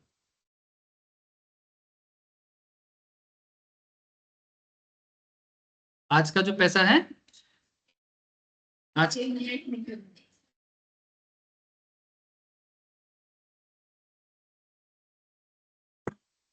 यानी फ्यूचर वैल्यू कैलकुलेट करना, present value. Very good sir. Simplify करके अगर मैं इसको बोलूं आपको, तो जैसे मानो आपके पॉकेट में अगर आज 100 रुपया है, तो ये 100 रुपया एक साल बाद 100 नहीं रहेगा। इसका वैल्यू अगर इन्फ्लेशन 7% है हमारे कंट्री में, तो 100 रुपये से 7 रुपया घटा दो, तो आप देखोगे 100 रुपया, पर वो एक्चुअल में है 93, बाकी 7 टका कहाँ चला गया? इन्फ्लेशन खा लिया। या फिर आप ऐसे सोच सकते हो कि आज आपके पॉकेट में जो 100 रुपया है, आज आप 100 रुपीज से जो प्रोडक्ट परचेस कर सकते हो, next year similar kind of product purchase करने के लिए आपको 7 टका एक्स्ट्रा खर्चा करना पड़ेगा। तो इन्फ्लेशन लोगों को गरीब बनाते हैं कि अमीर बनाते हैं? इन्फ्लेशन लोगों को अमीर बनाते हैं।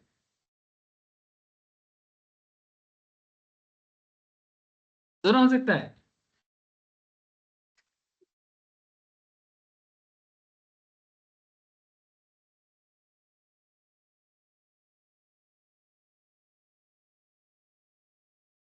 देखो सर, इंसान अपना इनकम तो हर कोई बढ़ाना चाहता है, लेकिन कितना बढ़ा लेता है लोग? मैक्सिमम लोग इन्फ्लेशन बीट कर लेता है? ये रोजमर्रे की जिंदगी में जो लोग बांस का ठेला खा रहा है और ट्रेन में धक्का खा रहा है, तुमको लगता है इन्फ्लेशन बीट करने वाला इनकम करते हैं? इनका ग्रोथ रेट हर साल 10% 15% सैलरी ग्रोथ होता है, ऐसा है क्या? लगता है आपको? और नॉर्मल लोग भी, जो लोग थोड़ा सोफिस्टिकेटेड काम भी करते हैं, क्या ये भी अपना इनकम क्या हर साल एकदम मल्टीपल करते रहता है? It's not easy thing sir. Income grow करना इतना आसान चीज नहीं है। तुम अपने फैमिली की तरफ देखो, आपको पता चलेगा। आप लोग इतना भी बच्चा नहीं हो कि ये बात आप मैंने समझ नहीं सकते। अपने फैमिली की तरफ भी देखो ना, कि कभी आपके फैमिली में इनकम क्या था, आज कहां पर आए हो, और उस ग्रोथ को करने में कितना समय लगा है। थोड़ा अपने फैमिली को ही देख, एक्सेप्ट अगर आप कोई केबीसी नहीं जीता है तो, है ना? लॉटरी नहीं लग गया तो, माला माल वीकले ना हो गया तो। देखे हो माला माल वीकले? देखना सर, बहुत अच्छा मूवी है, कॉमेडी मूवी, माला माल वीकले। पुराना है थोड़ा, लेकिन बहुत भी पुराना नहीं है। 2007-8 का मोस्ट प्रोबेबली माला माल वीकले। गोवा के ऊपर कहानी है, गजब कॉमेडी। हो सकता है आप लोगों को अच्छा लगे। सो पॉइंट इज दैट कि इन्फ्लेशन को बीट करना बहुत मुश्किल होता है। बीट वही कर सकता है जिनका फाइनेंशियल नॉलेज अच्छा हो, जो प्रॉपर तरीके से इन्वेस्टमेंट कर पाए, प्रॉपर जगह में पैसा रख पाए। तो ये जो हम लोग बैंक में पैसा रखते हैं ना, बैंक में पैसा रख के हम लोगों को सोच लगता है कि बैंक में पैसा रखने से पैसा बढ़ता है। आम आदमी को ही सोच लगता है कि बैंक में पैसा रखने से पैसा बढ़ता है। सपोज आज आपने बैंक में, ऐसे एग्जांपल जस्ट लिख रहा हूं ऐसे, 1 लाख टका बैंक में एफडी कर, बैंक आपको कितना इंटरेस्ट देगा रफली बताओ? 7%। किसी किसी का 7.25 चल रहा है, सीनियर सिटीजन होने से 7.5 बहुत ज्यादा मिलेगा। मैक्सिमम 7.5 ही चल रहा है सर। तो सनी का 7.5 ही कितना? 1 लाख का 7% कितना हो गया? 7,000। तो आपका पैसा बैंक में रखने से पैसा बढ़ा ना सर? हाँ, घर पे रहने से तो बढ़ता नहीं। तो यहाँ पर एक बिग क्वेश्चन है कि ये सच में आपका पैसा बढ़ा है? अगर देश में 7% का इन्फ्लेशन चल रहा है, तो अल्टीमेटली वो बढ़ा नहीं सर, वो सेम ही रहेगा। आप सोच रहे थे कि आपका पैसा बढ़ा, क्योंकि महंगाई तो दिखता नहीं है। तो दुकान में जाने से, खर्चा बढ़ने से, फिर आम आदमी को लगता है ये एकदम बेकार सरकार है, हर चीज का दाम बढ़ रहा है। ठीक है। और ज्यादातर केस में सैलरीड पर्सन, क्योंकि उनका इनकम फिक्स होते हैं। सैलरीड पर्सन भी गजब दोगलापन दिखाते हैं, विथ ऑल रेस्पेक्ट। हाँ, घर पे जिसका भी है, कहाँ से दोगलापन है? बच्चा जब पढ़ाई करेगा, क्या बोलेगा? बेटा बड़ा होके नौकरी करना है, ठीक से पढ़। तो बच्चा को नौकरी में लगा दिया। फिर नौकरी में घुसने के बाद, स्पेशली अगर गवर्नमेंट जॉब हो या कोई भी, ग्रोथ तो उतना होता नहीं है। जिस हिसाब से महंगाई है, उस हिसाब से सैलरी में ग्रोथ नहीं है। फिर वो माँ बाबा चिड़चिड़ा हो जाते हैं। फिर सरकार पे चिड़चिड़ा, बच्चा पे चिड़चिड़ा तो ज्यादा हो नहीं सकता, क्योंकि समय के साथ साथ चीजों का दाम बढ़ना, उम्र बढ़ने से दवाई का खर्चा, ये खर्चा, जितना उम्र बढ़ता है उतना खर्चा बढ़ता ही है, गिरता नहीं है। लेकिन पैसा लिमिटेड हो जाता है। अब लिमिटेड मनी में इतना खर्चा चला ना, फिर वो माँ बाप, इससे अच्छा है उसकी तरह बिजनेस कर लेता, कुछ नहीं तो पाड़ा का दलाल ही बन जाता, कितना पैसा है, फालतू में नौकरी कर रहे हैं। लेकिन वही माँ बाप उसको नौकरी पाने के लिए उसका दिन रात एक कर दिया था, और नौकरी अगर उसको ना मिलता तो शायद उसको क्या ही कर लेता। गजब बेइज्जती है सर। जब नौकरी ना पाओ तब एक तरह का, अब जब नौकरी पाने पाने के बाद इनकम में ग्रोथ ना हो तब दूसरे तरह का। क्योंकि बाद में जब बिजनेस करने वाले को ग्रोथ देखते हैं ना, बिजनेसमैन का थोड़ा ग्रोथ कभी कभी बहुत हाई हो जाता है ना, कभी कुछ है नहीं, और जब है तो बहुत है। ये बिजनेस है। ठीक है। सो इस तरह का चीजें बिजनेस एंड जॉब के बीच में चलता है। तो पॉइंट इज, इन्फ्लेशन प्रीमियम को बीट नॉर्मल तरीके से करना है। बैंक आपको क्या करेगा? सरकार के थ्रू से बैंक आपको एक प्रीमियम देगा। प्रीमियम क्या है? इंटरेस्ट ही है। इस चीज को क्या बोलते हैं? Inflation premium. से एग्जाम्पल पे 5%। अच्छा, 5 क्यों लिया बोलो तो? क्योंकि सेविंग्स का 3 तो मिलेगा, और एक्स्ट्रा 5, अप्रोक्स 7 से 8। ये जस्ट एग्जांपल के लिए मैंने एकदम कॉपी बुक नहीं होगा, थोड़ा बहुत इधर उधर हो जाएगा। मैंने मेरा कहने का मतलब है आप जब एफडी में पैसा रखते हो उसमें जो 7-8% दे रहा है ना, उसका पहला 3% है sacrifice, opportunity cost for the sacrifice of the current consumption, और जो बाकी 5% या 4% दे रहा है that is for inflation purpose. ठीक है, अब आ जाता है रिस्क प्रीमियम। इसमें ऐसे ब्रैकेट में हिंदी में या बंगाली में लिख सकते हो, पैसा डूब सकता है, या इंग्लिश में अपने हिसाब से लिख दो, पैसा डूब सकता है। ठीक है सर, रिस्क प्रीमियम जहां भी रहेगा वहां पर पैसा डूबने का चांसेस है, जैसे कि शेयर मार्केट। ठीक है, अब शेयर मार्केट में आप हाई रिस्क लेते हो क्योंकि किसी और के बिजनेस पे जब आप दांव लगाते हो ना, तो रिस्क ही तो है। कौन सा सरकार आके बोलता है कि आप इस बिजनेस पे पैसा लगाओ, अगर डूब जाएगा तो हम दे देंगे आपको। कोई सिक्योरिटी नहीं है, अपने एनालिसिस पे कंपनी का बिजनेस को देख के पैसा देना पड़ता है। अगर बिजनेस चल गया तो गजब, जैसे रिसेंटली ओला ने सबको दिया, आईपीओ के बाद गिरा था शेयर 60 टका 65 टका में आ गया था। मैं क्लास में कितना दिन से बोल रहा हूँ ओला फिर से कम हो रहा है, ले ले। क्योंकि ओला के बारे में थोड़ा मार्केट में एक बैड भी लग गया था, उसका कुछ स्कूटर्स जल गया था, ब्लास्ट किया था, और उसके बाद कुछ कोर्ट केसेस बना था, तो सब मिला जुला के ओला का थोड़ा मार्केट खराब चल रहा था और शेयर का दाम 150 से एकदम 65 में आ गया। लेकिन क्लास में मेरे को रोज पूछते सर क्या करें, मैं ले ले ओला ले ले। ठीक है, तो किसी को मैं 70 में बोला था, 72 में, किसी को 80 में भी बोला ले लो, अभी 100 में चल रहा है। क्यों? एक नया स्कूटर लॉन्च हुआ है उसका, काफी अच्छा फीचर्स के साथ और दाम भी रीजनेबल। और आगे कमिट किया है कि 40,000 में बाइक निकालेगा, स्कूटर निकालेगा, 40,000 कमिट किया है। क्या एक नया डिजाइन के साथ बनाएगा, स्पेशली ये सब साइकिल को सब्सटीट्यूट करेगा। ठीक है, बैटरी में ही चलेगा देखते हैं क्या बनाता है। तो ये सब कमिटमेंट के लिए शेयर का दाम फिर से 60 से 100 हो गया। तो ये कितने दिन में हुआ? एक हफ्ता भी नहीं लगा। ठीक है, तो अब हाई रिस्क है ना सर, 60 से 40 भी तो जा सकता था, जा सकता था, लेकिन obviously it's a business matters, जो समझ पाते हैं वो लगाते हैं। ठीक है, ये समझ एक दिन में नहीं आता, टाइम लगता है। मैं आज 10-12 साल से, मैंने इससे पहले 4-5 साल 5 साल 6 साल पढ़ाई किया, उसके बाद कुछ दिन काम किया, फिर मैं 10 अप्रोक्स 2015-25 होने जा रहे हैं, 10 साल ऑलमोस्ट होने जा रहे हैं पढ़ा रहा हूँ। ठीक है, उसके साथ साथ 9 साल 10 साल हो गया ट्रेडिंग कर रहा हूँ, इन्वेस्टमेंट कर रहा हूँ, और क्योंकि मेरा सब्जेक्ट है मैं इसको और फील कर रहा हूँ, समझ पा रहा हूँ।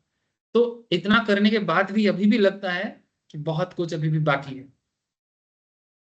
ना, क्योंकि हमारे फील्ड का ही चीज है, यही सब सब्जेक्ट को लेके सारा दिन माथा व्यथा, उसके साथ मार्केट दर्शन रोज करता हूँ, फिर भी लगता है समथिंग इज मिसिंग, कुछ तो लिंक समझ नहीं आ रहा है।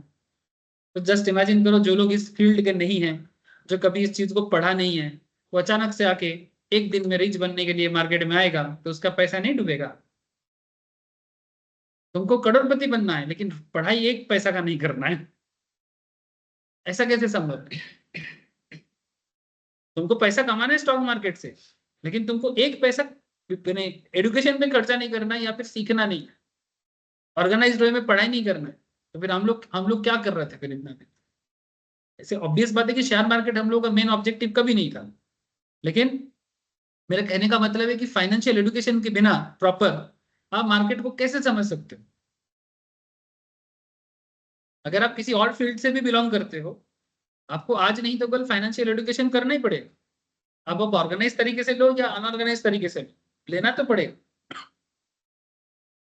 तो हाई रिस्क प्रीमियम जहां हम लोग मांगते हैं, वहां पर पैसा डूबने का चांसेस भी हो जाते हैं, जैसे म्यूचुअल फंड का पैसा भी माइनस पे जाता है ना।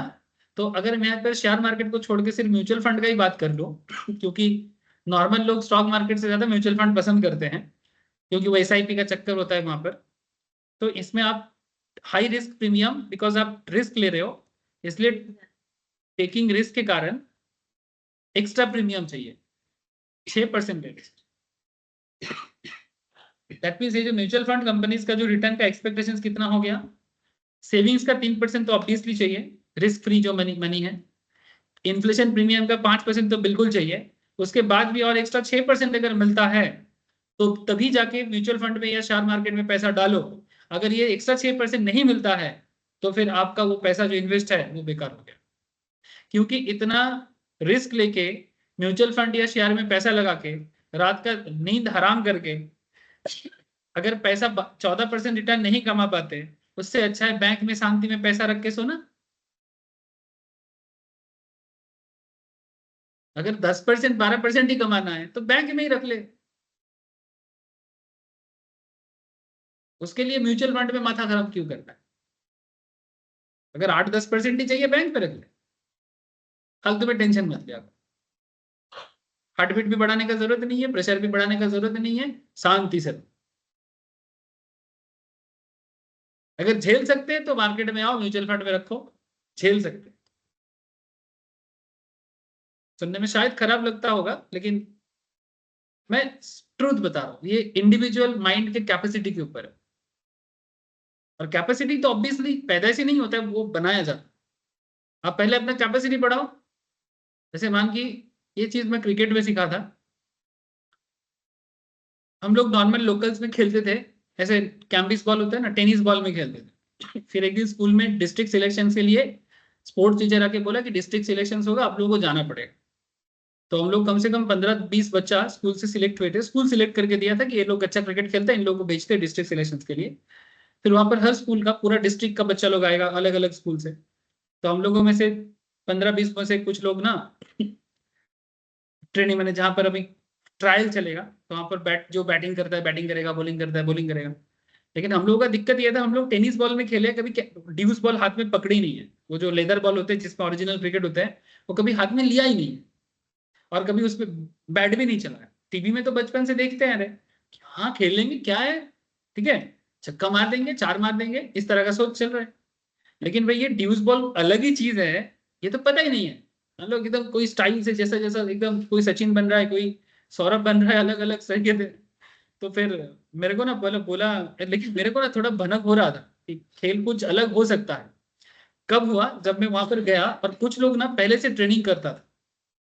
तो मैं जब नेट पे वो चल रहा है पीछे से देख रहा हूं, तो वो बॉल ना जब निकल रहा है ना, वहां पर पड़ के वो ना एक आवाज, बस एक बॉल नहीं दिख रहा है, एक बस आवाज आ रहा है। स- स- स- ये आवाज सुन के ना मेरा हार्ट बीट इतना जोर धड़कने लगा। और तूने चिंता का बात ये था जब वो लोग वहां पर नाम लिखता है तो पूछता है कि बैटिंग या बॉलिंग, बैटिंग या बॉलिंग। तो मैंने बैटिंग ऑलराउंडर के रूप में नाम लिखा था। मैंने बैट करता हूं mainly, but I can ball. तो सबसे पहले वो कोच जो थे, जो ट्रायल ले रहा था सिलेक्टर, मेरे को बोलते हैं पैड अप। मैं कभी पैड भी नहीं पहना, अब जुगाड़ करके लेके गए थे। और एब्डोमेन गार्ड चाहिए होता है, वो तो रिस्क के मैंने डर के मारे भूल ही रहे थे कि एब्डोमेन गार्ड भी लगाना होता है, क्योंकि टेनिस बॉल में हम लोग ये सब कभी नहीं करते। तो बिलीव नहीं करेगा, उस टाइम पे अगर मेरा छाती पे कोई वो प्रेशर का ये लगाएगा ना, शायद वो मैंने कान में उसका ब्लास्ट हो जाता। इतना डर लगा था मेरे को। मेरे को ये डर लग रहा है कि भाई बॉल छाती में तो नहीं लगेगा।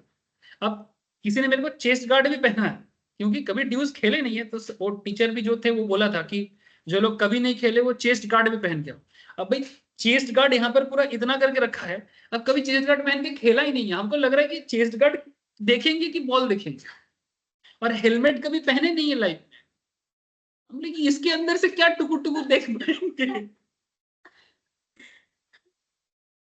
ऊपर से ग्लाव्स वगैरह पहन दिया, बैट हमेशा नॉर्मल पकड़े हैं, कभी ग्लाव्स पकड़े ही नहीं है। मैं क्या बोल रहा हूं आप समझ रहे हो ना? मैं क्रिकेट का बात नहीं कर रहा हूं, किसी भी फील्ड में बिना सोचे समझे अगर आप उतरते हो तो टेंशन रहेगा, हार्ट बीट बढ़ेगा, कभी भी कुछ भी हो सकता है। लेकिन सीरियसली, भाई गॉड ग्रेस या जो भी बोलो, मैं सीरियसली बहुत अच्छा परफॉर्म किया पहली बार ड्यूज। इवन मैं सिलेक्ट भी हुआ था ना डिस्ट्रिक्ट के लिए। जो पूरा डिस्ट्रिक्ट में जितना बच्चा हुआ था उसमें टॉप 14 में मेरा नाम आया था, वो भी विदाउट एनी प्रायर नॉलेज। बाकी जो लोग थे उसमें से 10 से 12 लड़का ऐसा थे जिनको ऑलरेडी ड्यूज का ट्रेनिंग था। सिर्फ 2 लोग ऐसे थे जिनका कोई प्रायर ट्रेनिंग नहीं था, मैं और मेरा एक दोस्त, वो मेरे से भी बेहतर खेलता था। वो सिलेक्ट होगा मेरे को पता था, मैं सिलेक्ट होगा मेरे को कोई कॉन्फिडेंस नहीं। वो सिलेक्ट होगा मैं पूरा जानता था, मैं क्योंकि मेरे को पूरा भरोसा था कि वो इतना अच्छा खेलता है ना, बैट करता है, बॉल करता है, फुटबॉल भी गजब खेलता है। वो क्रिकेट खेलने से पहले डिस्ट्रिक्ट में फुटबॉल वगैरह खेल चुका है, तो मेरे को पता था वो ले लेगा। उसका फील्डिंग क्या बॉडी है, मैंने क्या लचकीलापन है, मेरा तो कुछ नहीं है, मेरा सिर्फ बैटिंग आता है। वो एक्चुअली बहुत ही खास है मेरा, मेरा टेक्निक, मैं डिफेंस अच्छा कर लेता हूँ। मैं इवन मैं सुन रहा हूँ कान में कि कोई बोल रहे कि ये तो राहुल द्रविड़ की तरह बैट कर रहे हैं, तो मेरे टेक्निक के लिए मेरे को लिया था। मैं 2-4 शॉट लगाया था ड्यूस में, तो मेरे को बाद में पूछा था तुम सीखते हो क्या, नहीं नहीं सब मैं नॉर्मल ऐसे ही खेलता हूँ। तो मेरे को सिर्फ बैटिंग के लिए बोलो, नहीं तुम्हारा बैटिंग अच्छा है तुमको, लेकिन काम बहुत करना पड़ेगा, क्योंकि मेरे को कॉन्फिडेंस नहीं। लेकिन मैं 2-4 डिफेंस किया तो वो लोग इतना खुशी हो गया था, डर डर में किया था। मेरे को बस ये था कि बॉल आएगा तो इधर ना आए। ये रीढ़ का जो ये हड्डी है ना, यही सिर्फ बॉलर की तरफ पूरा फेस होता है, और इधर लगेगा तो मेरे को ऐसा डर था कि ये फट जाएगा। और ये नी, ये भी बॉलर की तरफ होता है। अब ये दोनों में अगर बॉल लगेगा, मुझे तो बहुत डर लग रहा था। हेलमेट पहन नहीं था, हेड का चिंता नहीं था। और ये खोल दिया था, ये वाला चेस्ट गार्ड को खोल दिया था, नहीं खेल पाऊंगा। सर बोला था देख लो अपना रिस्क। और हाँ हाँ, ठीक है, कम से कम बैट तो चलाना पड़ेगा। देखने में बहुत कुछ बाहर से लगता है, चक्का मार देता, चार मार देता, कभी जाके नेट में एक बॉल खेल के तो देख। सीरियसली, और बुमराह का बॉल तो अच्छा अच्छा बैट्समैन नहीं खेल पाते। मैं सोचता हूँ कि अगर बुमराह जैसा बॉलर को कभी खेलना पड़ता, ऐसे में खेला था उस टाइम पे, एक 6 फीट 4 इंच का बॉलर मेरे को बॉल किया था, मैं था 13 ईयर्स का। 6 फुट 4 इंच वो वहां से डाल रहे हैं, ऐसे पंखा से लटक के डाल रहे हैं, उसको देख के ही डर लग रहा है। क्योंकि उसका बॉल आएगा तो छाती ऐसे ही आएगा। समझ रहे हो कि क्या होता है। तो ये इन्वेस्टमेंट वगैरह, ये सभी चीजों के बारे में एक प्रॉपर ट्रेनिंग करके आने से ये चीज अच्छा होता है। तो ये सब बात में क्रिकेट मेरे को बहुत कुछ सिखाया था। इसलिए जब भी मैं कुछ करता हूँ मेरे को पता है कि इसके बारे में थोड़ा पढ़ाई करना, कम से कम थोड़ा जानो, उसके बाद जाओ, तो तुमको काफी अच्छा फील होगा। अब बिना जाने बस दूसरे को देखा, इसने पैसा कमाया उसने पैसा कमाया, चलो हमारा भी लगा देते हैं। नहीं यार, ऐसा मत करो। तुक्का अलग अलग हो सकता है। जैसे मेरा एक दोस्त था, वो अच्छा खेलता था, उसका भी कभी वो एक स्पिनर था, बोले क्या ये स्पिनिंग बॉल, और टेनिस बॉल में कोई स्पिनिंग होता नहीं है, ठीक है। तो वो ऐसा करके ना ऐसे लेग स्पिन डाल रहा है, बोले इसको तो मैं धोएगा, ठीक है। तो हम बोलते ऐसा नहीं है, तो देख के खेलना, ठीक है। बोलते नहीं नहीं इसको देख में खेलेगा। एक बॉल सच में बहुत जोर का मारा था, बहुत दूर गया था, लेकिन बाकी हर बॉल वो बीट कर रहा था। क्योंकि स्पिन बॉल, वो ड्यूस बॉल बहुत स्पिन करता है, उधर गिरता है इधर टान लेता है, और वो पूरा जब तक खेल रहा है सिर्फ ऐसा ऐसा ऐसा ऐसा हो रहा है, बॉल बैट पे लगा ही नहीं पा रहा है। लेकिन एक बॉल बस मार दिया था, फिर आके बोल रहे क्या हुआ पता नहीं। क्योंकि टेनिस बॉल का अलग चीज होता है, हर चीज में ट्रेनिंग चाहिए, नहीं तो वो ऐसे ही नाचना पड़ेगा। समझ में आया कहानी, क्रिकेट का नहीं, कि क्यों हमें 6% एक्स्ट्रा चाहिए। अगर ना मिले तो बैंक में पैसा रख के शांति से सो जाओ, चैंटा नहीं करना है। अगर या तो समझ में नहीं आता, या फिर समझ देने का टाइम नहीं, तो फिर शांति में पैसा रखो और सो जाओ। तो ये जो बैंक हमें इंटरेस्ट, तो क्या क्या हो गया, आर एफ रियल माने risk free. Risk free area में हमें 3% मिल जाता है, इन्फ्लेशन प्रीमियम के लिए 5% मिल जाता है, और 6% हमें रिस्क के लिए मिलता है। इसके ऊपर भी मार्केट में बहुत इनकम होता है, लेकिन ये मिनिमम कॉन्सेप्ट है। तो बैंक हमें क्यों इंटरेस्ट पे करते हैं, और किस मैटर पे कितना इंटरेस्ट पे करता है, कहानी क्लियर हुआ। कभी इससे पहले ये चीज जानते थे? Obviously chances is very low कि नहीं जानोगे, लेकिन बैंक इसी कारण से हमें इंटरेस्ट देते हैं। इसीलिए हम लोग बैंक में जाते हैं, खाता खोलते हैं, ठीक है। एक फाइनल वर्ड लिख के आज छोड़ देते हैं।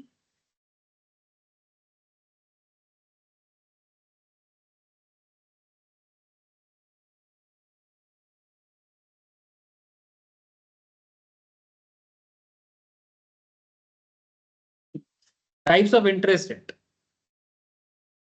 तो एक हो गया रियल वर्सेस नॉमिनल। रियल क्या हो जाता है, विदाउट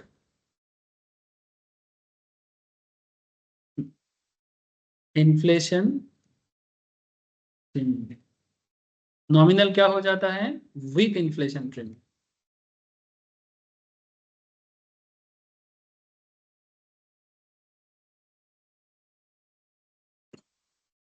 और क्या होता है? रिस्क फ्री होता है एक। रिस्क फ्री में क्या है? विदाउट टेकिंग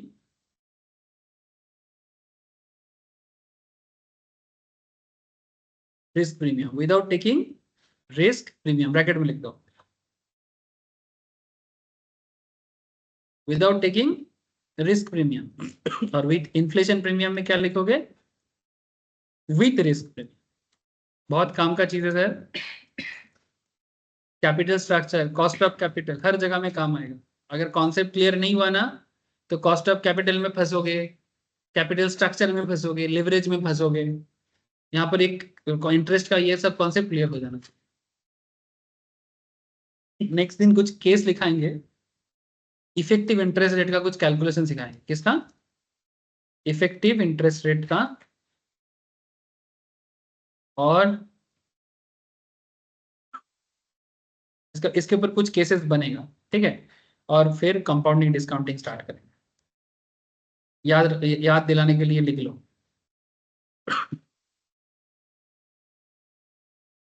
नेक्स्ट दिन का क्लास और मजा आने वाला है, क्योंकि जो मैं आज बात किया उसी के ऊपर क्वेश्चन करने को मिलेगा। और सब कोई कॉमर्शियल कैलकुलेटर लेके आना। कॉमर्शियल माने इस टाइप का, हाँ। हाँ ऐसा भी, ऐसा इस टाइप का जो होता है ना, कॉमर्शियल कैलकुलेटर लेके आना, क्योंकि सारे कैलकुलेशंस नहीं नहीं चलेगा, इसलिए बोल दिया। साइंटिफिक नहीं चलेगा, ठीक है। इस तरह का कोई भी कैलकुलेटर कॉमर्शियल वाला, क्योंकि सारा कैलकुलेशन कैलकुलेटर में सिखाया जाएगा। ओरिजिनल एग्जाम में भी वही कैलकुलेटर काम आएगा। पावर का कैलकुलेशन कोई साइंटिफिक अलाउड नहीं है, ठीक है। इसलिए आपको कॉमर्शियल कैलकुलेटर का सारा आदत सीखना पड़ेगा, और ये टीवीएम में यही चीज सिखाया जाएगा, ठीक है। Thank you sir. आगे पेस्ट सर आगे पेज टिक करिए। हाँ आंसर भेज देंगे, एक बार मुझे याद दिलाना तो, अगर भूल जाए तो। Bye sir. রেশিও और বাকি কোশ্চেন গুলো পাঠিয়ে দেবো আনিশা, করে নিবি একটু, ঠিক আছে। Thank you sir, bye sir.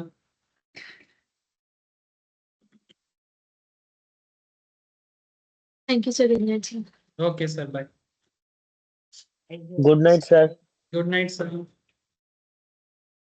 Thank you, sir. Thank you sir.